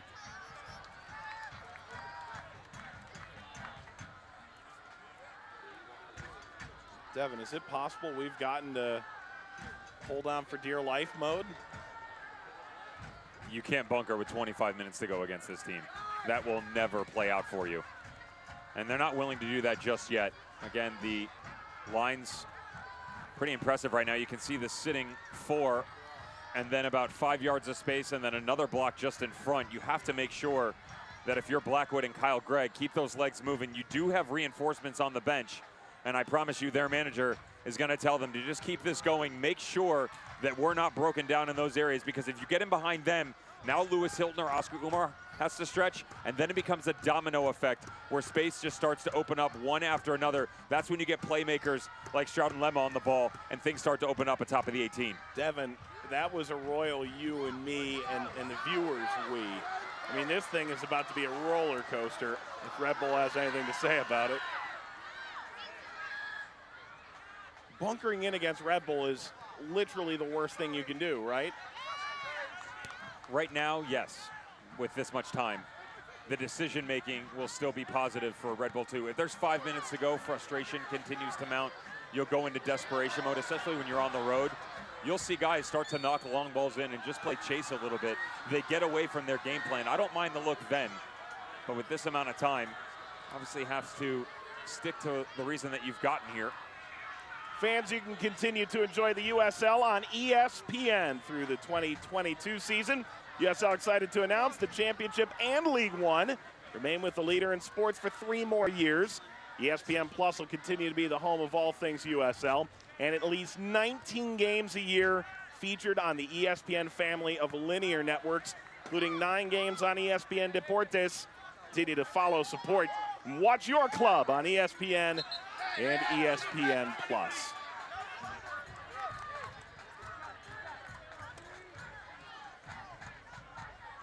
A relationship that started with the USL Championship final in 2015. Rochester and Galaxy 2, stoppage time, game tying goal, extra time game winner.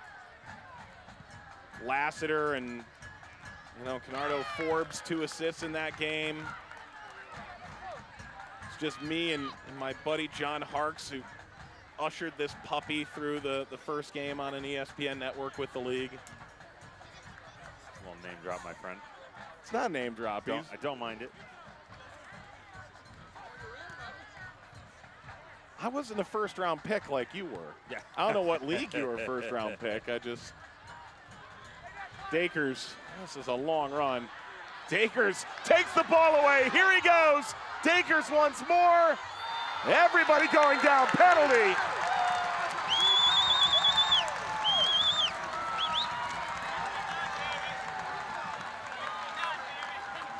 St. Louis might be able to seal this up. A second goal would go a long, long way for a team that is so defensively stout. Interesting that when you look at Red Bull 2 and you talk about their press, they want guys that are positive, but when the second chance doesn't happen, how do they react when it's the third and the fourth, and you have to continuously push yourself? That's what goes on, except it's from St. Louis. Dakers gives the balls away. You have the challenge by Cashier. It's one after another, continuously trying to give yourself an opportunity. There is a little touch here. I am not sure this is enough to point to the spot. The outstretched leg, there's not a lot of momentum against Cashier. Regardless, the referee is gonna go in the form of Sam Fink. Believe it or not, this center back, one of their leading goal scorers. 6 goals this year. He's the man up on set pieces with his big 6'2" frame.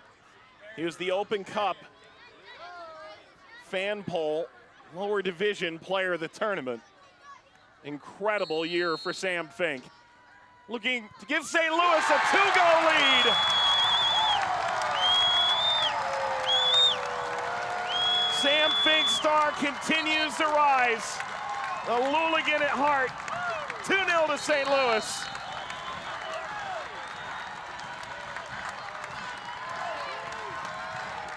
This game continues on in this manner. St. Louis FC will most assuredly earn themselves 3 points. We got 20 minutes to go, but their game plan so far has been executed almost to a T.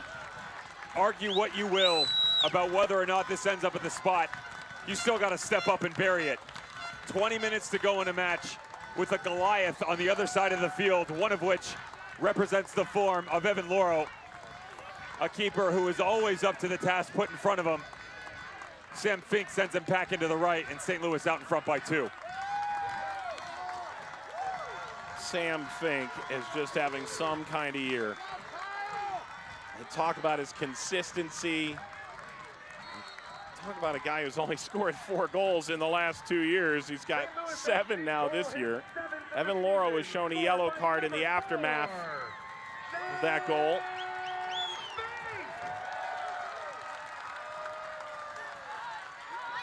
Fink gets a little extra from this crowd when he's the one who scores.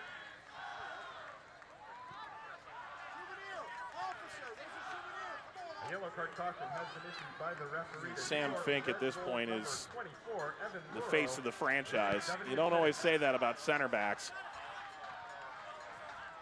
Played 4 years at Wake Forest, came to St. Louis FC, took a 1-year detour to Oklahoma City, played for Jimmy Nielsen. Has been back now for 2 years running.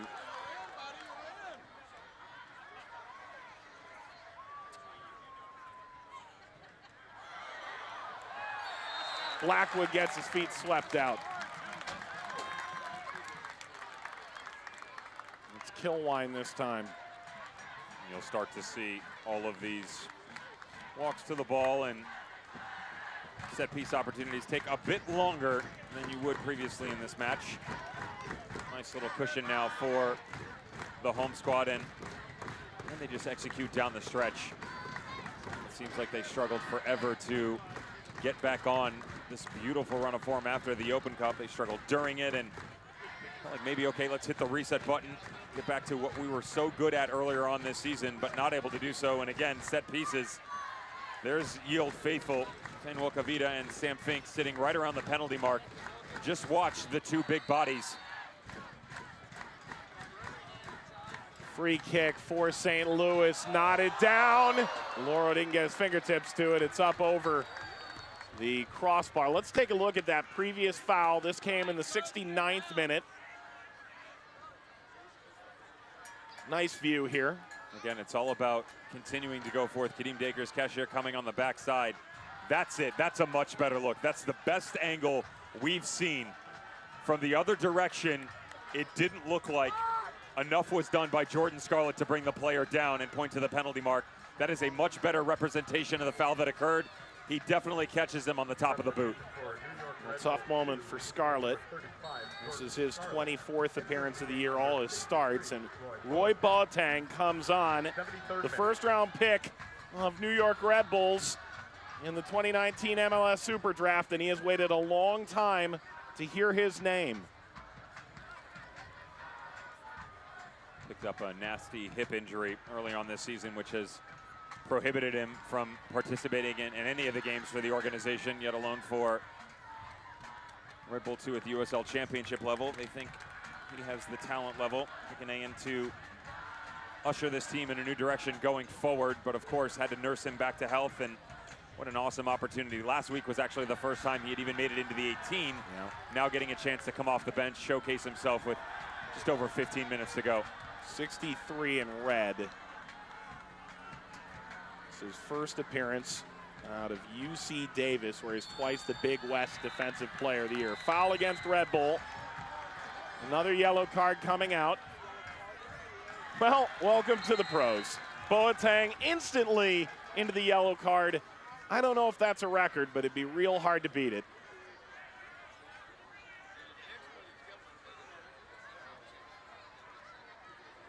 The other thing to think about for Jordan Scarlett is he was sitting on 7 yellow cards. He reached lucky number 8. You hit the yellow card accumulation, have another game suspension, which he already acquired earlier this season. Well, an injury here after the foul by Boateng, who goes into the book. He came on for Scarlett a moment ago, with Nealis unavailable tonight. Boateng, 8 years old when he moved to the United States. Team actually traded up to get him. First month in the United States, it's been said he only ate French fries. It's the only food he liked. But ultimately, with time, kind of grew up a big fan of Thierry Henry, drafted by the franchise that Henry finished his career with. And Boateng in Red Bull colors for the first time. A long time coming. Native of Accra, Ghana.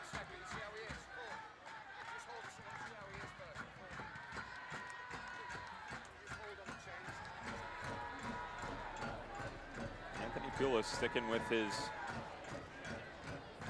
idea of what he wants this to look like. Sam Fink up top again. And it's knocked through, and it would have taken a little toe poke to get it by Loro. Didn't come there. And Loro wants to blast this upfield as quick as he can.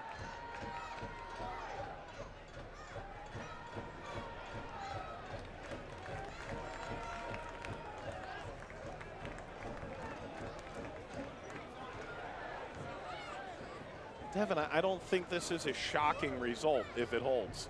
I don't think anyone should be shocked by it.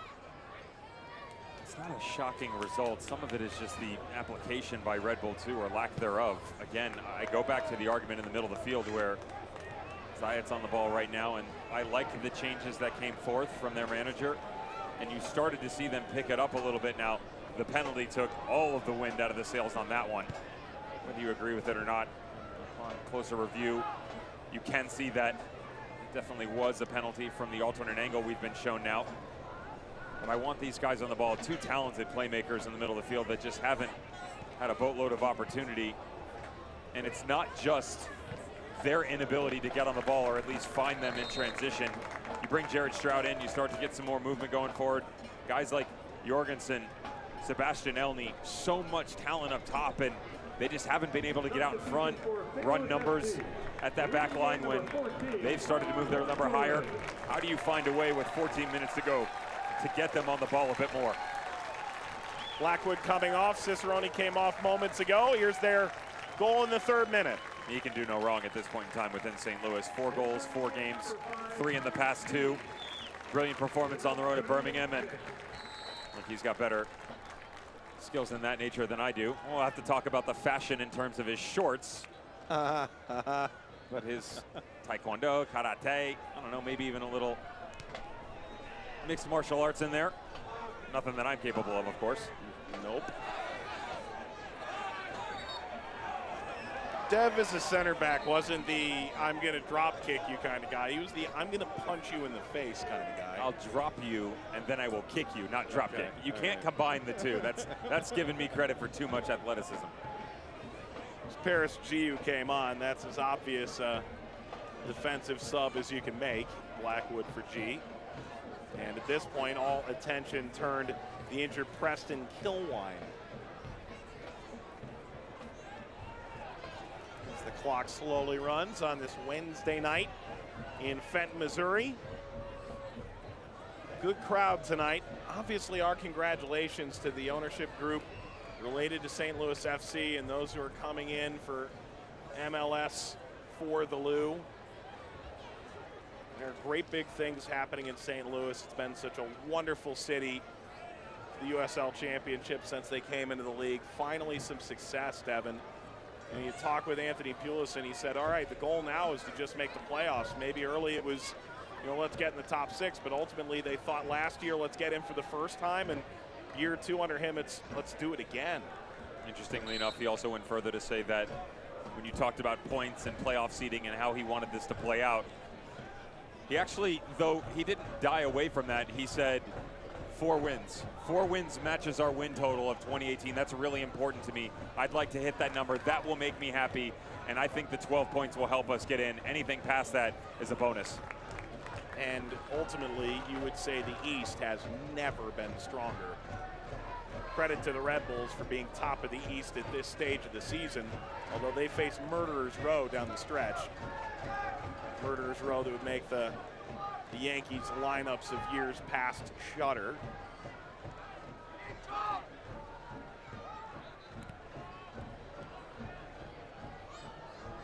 Bounding ball kept in play, cleared by Kavita. And a change coming for Red Bulls 2. John Tolkien, come on. He actually first appeared in a game where his team was down 2-0 against Bethlehem. This ain't Bethlehem. However, he did end up with a 4-3 win against the Steel. He can play. Very technical player in the middle of the field that you can really utilize in a multitude of ways. They've used him at outside back, sitting in that 6th spot, and he's not afraid to push the envelope and step up into space and have a go. Luba. You could say the same about him. He'll send it backward. 10 minutes to go. Mines, and there is no runner. Let's just see what the vision for Tolkien can add to this movement going forward.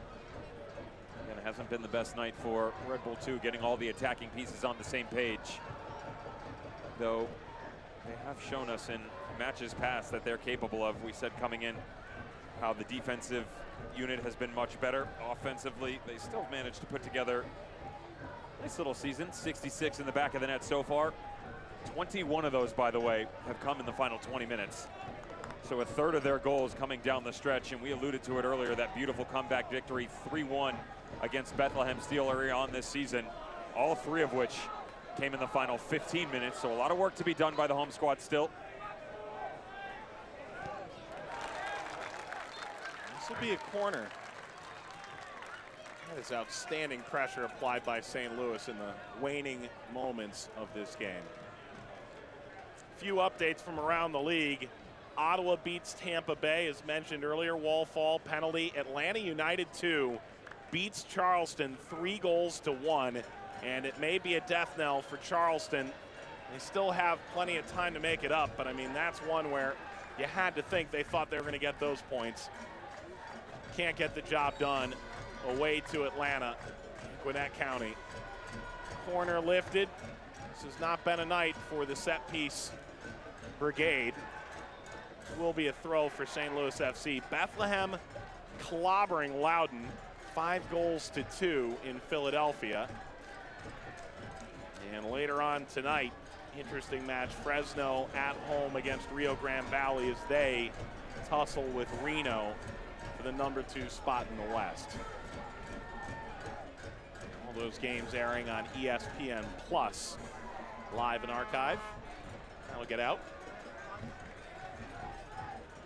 Well, you have a moment, fans. The USL unveiled its elite youth platform, USL Academy. It allows clubs at all levels across the USL to develop its local youth and compete at the highest level across the United States, including the USL Academy Cup. For more information, uslsoccer.com/academy.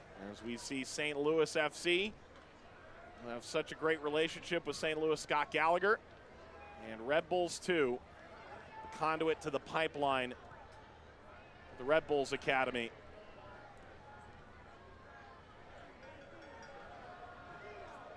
Squared out for Zayats, falls in front, and Boehner launches away.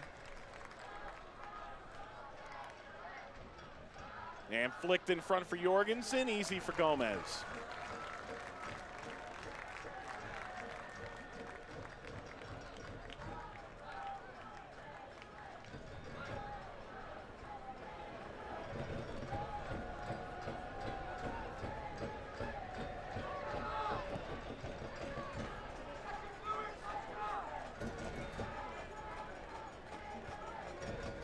Settled by Dakers, who's been such a bright light this year for St. Louis.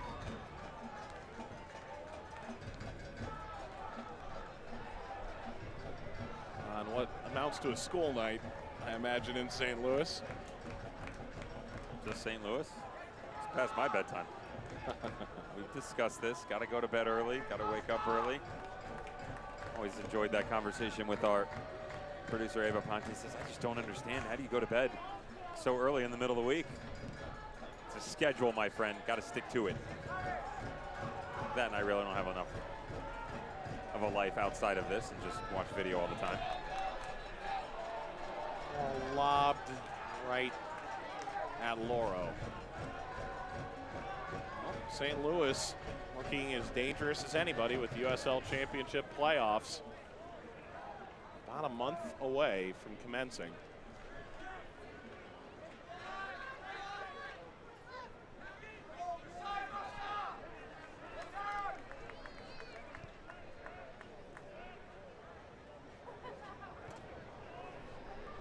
Dev, at the outset, you talked about the Red Bulls press against how St. Louis could ultimately defeat it. Do you feel that was the way that this game was won? Did it take a twist you didn't anticipate as Elney goes down, and it's lashed across. It's going to be ultimately a goal kick. Wasn't necessarily their ability to sit and counteract the press. It was more so the lack of movement you saw out of the midfield for Red Bull 2. That was something coming in that I mentioned to you, how this team in the last game, St. Louis FC, they got exploited out on the wings. Now, how did that happen? Quick movement, going the other direction, of course, but that all starts from somewhere. It starts from the back line, and then the ability to go from point A to B to C. C is the finished product with the front three, but B was the glue that held it all together. And what they would do is they would start from the interior and push numbers outside. Cashier was part of that. Paris G we talked about, and Colin Fernandez had a bit of difficulty as well, where they kept starting inside and then running to the exterior. That wasn't the case tonight. The surprise to me was the lack of movement in the middle of the field, so that they weren't going direct. They weren't going from the back line up to the front three. They were still trying to go through the middle, and a lot of it, again, for the opening 60, 65 minutes, was all down the right-hand side. They didn't go to the left at all, and to give you an idea of, at home, how to break that down a bit further, we have the luxury of a program that breaks down the final three. Ball lifted up, comes down kindly. Loro takes that off the kneecaps.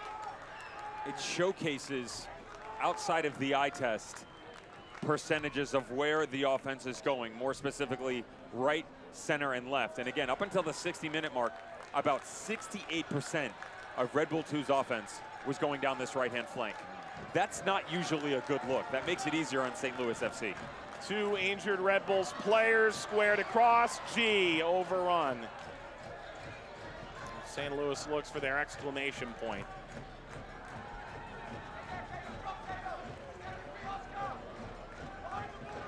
Even now, down the left-hand side, Janos gets the ball, plays it into Elney, and then you have to wait for everybody else to come up with you. You've reached the point in time, you're down 2-0. You've got to leave your back four to do their job and find a way to knock that long distribution ball coming out of the back and keep 3-4 guys sitting up high. Hit that like a cue ball, came right back out for Red Bull 2. They look to get a goal here. If they do, all of a sudden they're right back in this thing. Good step over, Camden Fawo totally out of sorts. And Stroud wins a corner. Red Bulls 2 running out of time here to make something of this.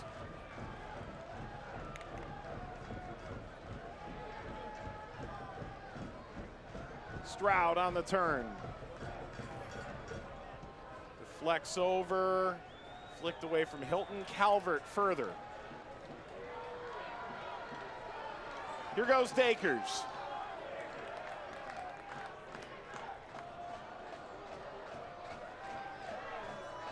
Umar. And there it is. Is this the moment? G. Oh, golly. Kadeem Dakers wants this ball so bad. I don't blame him. When you're this far into a game, even when you come on as a substitute, you have to keep your mind clear. You do all the dirty work. Just lay this off. Let your compatriot to your left shoulder finish things off.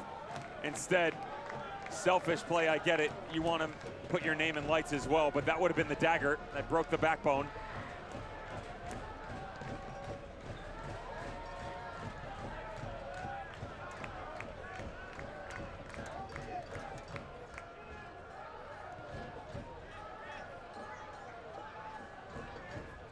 Luba.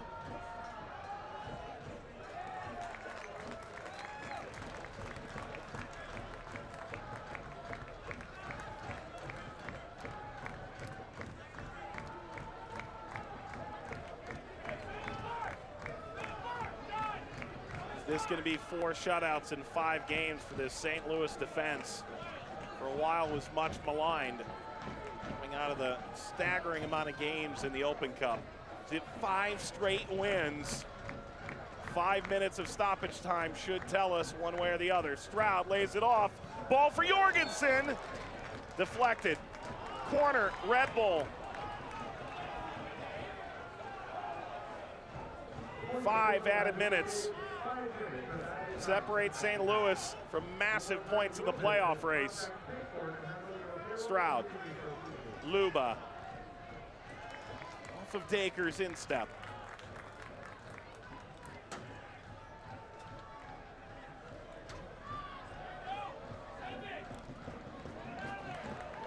Brushed aside by Dakers.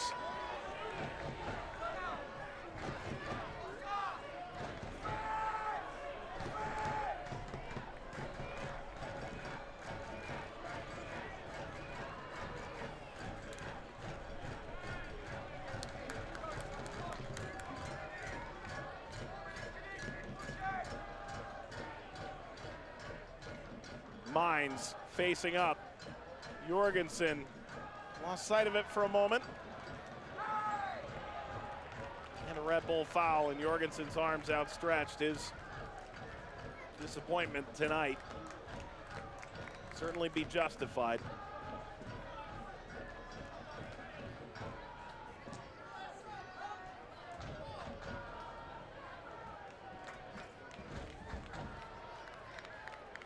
And St. Louis, Devin, suddenly brimming with confidence. Team that had lost its way ultimately had to decide, I think maybe most significantly, play with no fear. Sort of what they've talked about over the last few months. Retool a couple things, maybe not as much second guessing by the manager. Anthony Pulis admitted that could have been too hard on the environment that he created, needed to give the boys a bit more freedom. That, you know, sometimes just trust the process that you've instilled in everybody. They'd given you no reason early on to second guess some of the actions that were put forth. So when it wasn't going positively for you, just stay the course.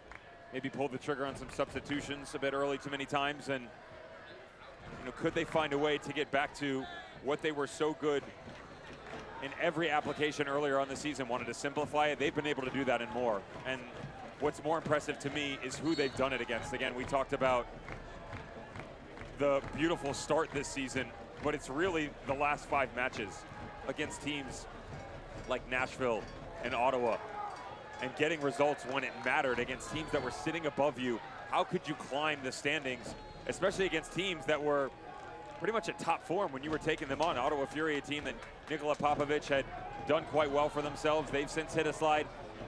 Nashville, the same thing, although they had a late game winner last night. Did they? Yeah, that was impressive, right? And you know, of course, the one on the road against Birmingham Legion, that was a big one for me, because throughout everything, they still only managed to drop 1 game, and that was early on this season to Birmingham Legion at home. What could you do when things weren't going right for you? Okay, you rattle off 2 in a row, but now you got to go back on the road. A thing that they experienced really harsh throughout the summer months in that Open Cup run.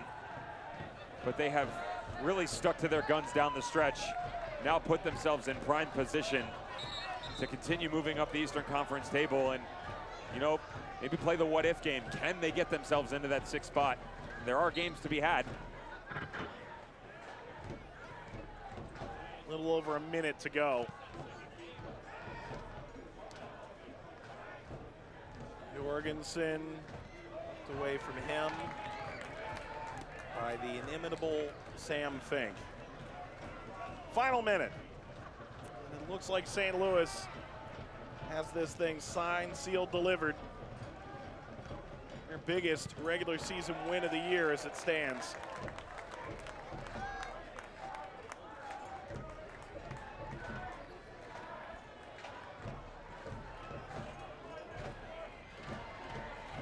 Loro.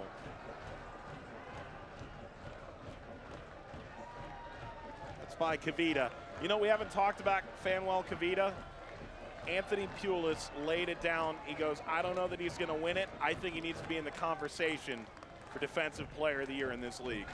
And I have not heard one soul mention his name in that conversation yet. In part because everyone thinks St. Louis and they think Sam Fink.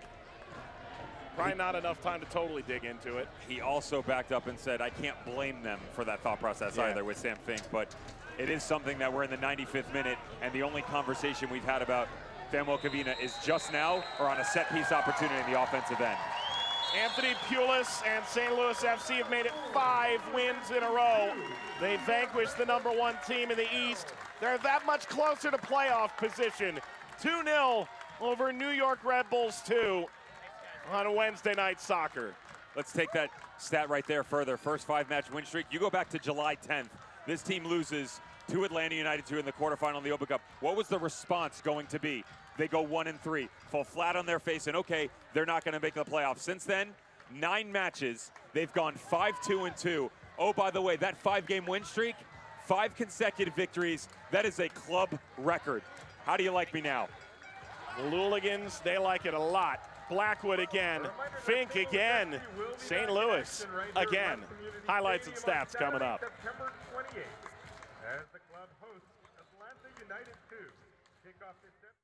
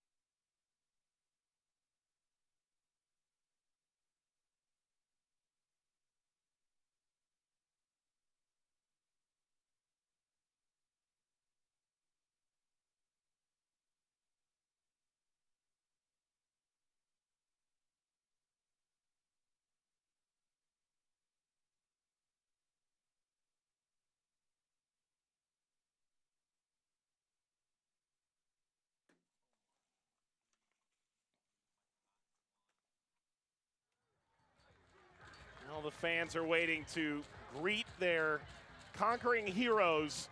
2-0 St. Louis over Red Bulls 2. Giant win for St. Louis. As with Devin Kerr, Mike Watts, we take a look at the full-time highlights. And for St. Louis, when the sun was still high in the air, 3rd minute of play, Cicerone to Blackwood. This isn't rocket science on how to necessarily beat the press, but it is all about application. Anthony Pulis admitted that in order for them to be successful, they were just going to follow suit about what they had done before. It felt like they lacked it in the last meeting earlier on this season, but they did quite well for themselves tonight. Started with that opening goal, and then how about just the continued push forth, the breakdown in the middle of the field, nice movement outside, and you've seen that from them before, but it's that 2- and 3-man quick press that enabled them to strike it outside and then find Blackwood in the trailing run on the back post. Of course, individual brilliance by the outstretched leg of Tyler Blackwood. He's now got 4 goals in 4 games, 3 in the last 2. How about the goalkeeping position?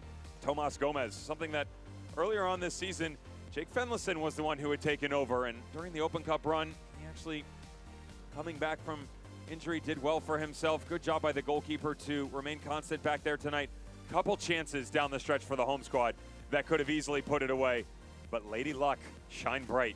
Great job by Evan Lohr. Watch the outstretched arm as this thing gets whipped in. Well done. Quick little deflection off of it. Regains his composure. Steps up, make a secondary save, and then a 3rd one with Lewis Hilton just trailing. And then the penalty. Is it a phantom call? Right there you thought it was, but when you see the other angle, there is an outstretched boot. Now you're going to get a good look at it. Watch the trailing foot. Cashier's going to come back through here. The right foot steps right on Master Cashier, the substitute who had come in. Point to the spot. In steps Lewis. Nope. That's Sam Fink. Of course, old reliable from the spot. Your center back, the man who loves chocolate milk, is going to get plenty of it tonight after that kind of performance next to Fanuel Kavita to push out this high-flying offense of Red Bull 2. When's the last time you saw a team that led the conference in scoring by 16 coming into a game get 1 shot on target? This was really bad. And there was actually a nice article that came out by John Arlia from the league, and the amount of chances that St. Louis FC had not allowed their opponents. Go check it out on USLChampionship.com. Check out news. There's a bunch of other fun stuff there. They executed perfectly. Anthony Pulis had his boys ready for this game from start to finish. At no point in time were you overly concerned about what they were able to do defensively, and they showed you some really nice looks going forward. Everybody else in the Eastern Conference has to be put on notice. Well, here's what the standings look like now. The top 4 have officially clinched playoff position based on other results that have occurred tonight. Red Bulls and Indy were initially in, now Nashville and Tampa Bay know they're in. Ottawa wins tonight, St. Louis keeps pace. They still have a chance to get that home game in the first round. They still have a chance to get into sixth. To your point early on as well, Charleston Battery, they lose. They are within 1 point of the Birmingham Legion, so the cream starting to rise to the crop. In terms of the bottom part of the Eastern Conference, St. Louis separating themselves a little bit, Birmingham Legion in that final 10 spot, Charleston Battery just 1 point behind. And coming up tonight on ESPN Plus, the action continues. We go to the Western Conference. Fresno Football Club currently in second, taking on RGVFC from Chuck Chansey Park in downtown Fresno. It kicks off in less than 30 minutes time, so just go ahead and flip that channel, so to speak.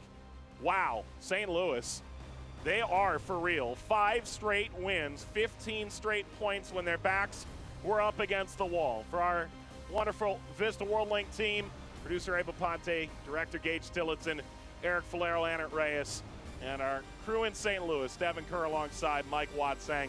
Thanks for watching. Red Bulls 2 still top the East, but St. Louis tops them tonight. Finishes 2-0 on Wednesday Night Soccer. This copyrighted telecast of the United Soccer League Championship cannot be retransmitted, rebroadcast, or reproduced without the expressed written consent of the United Soccer League Championship.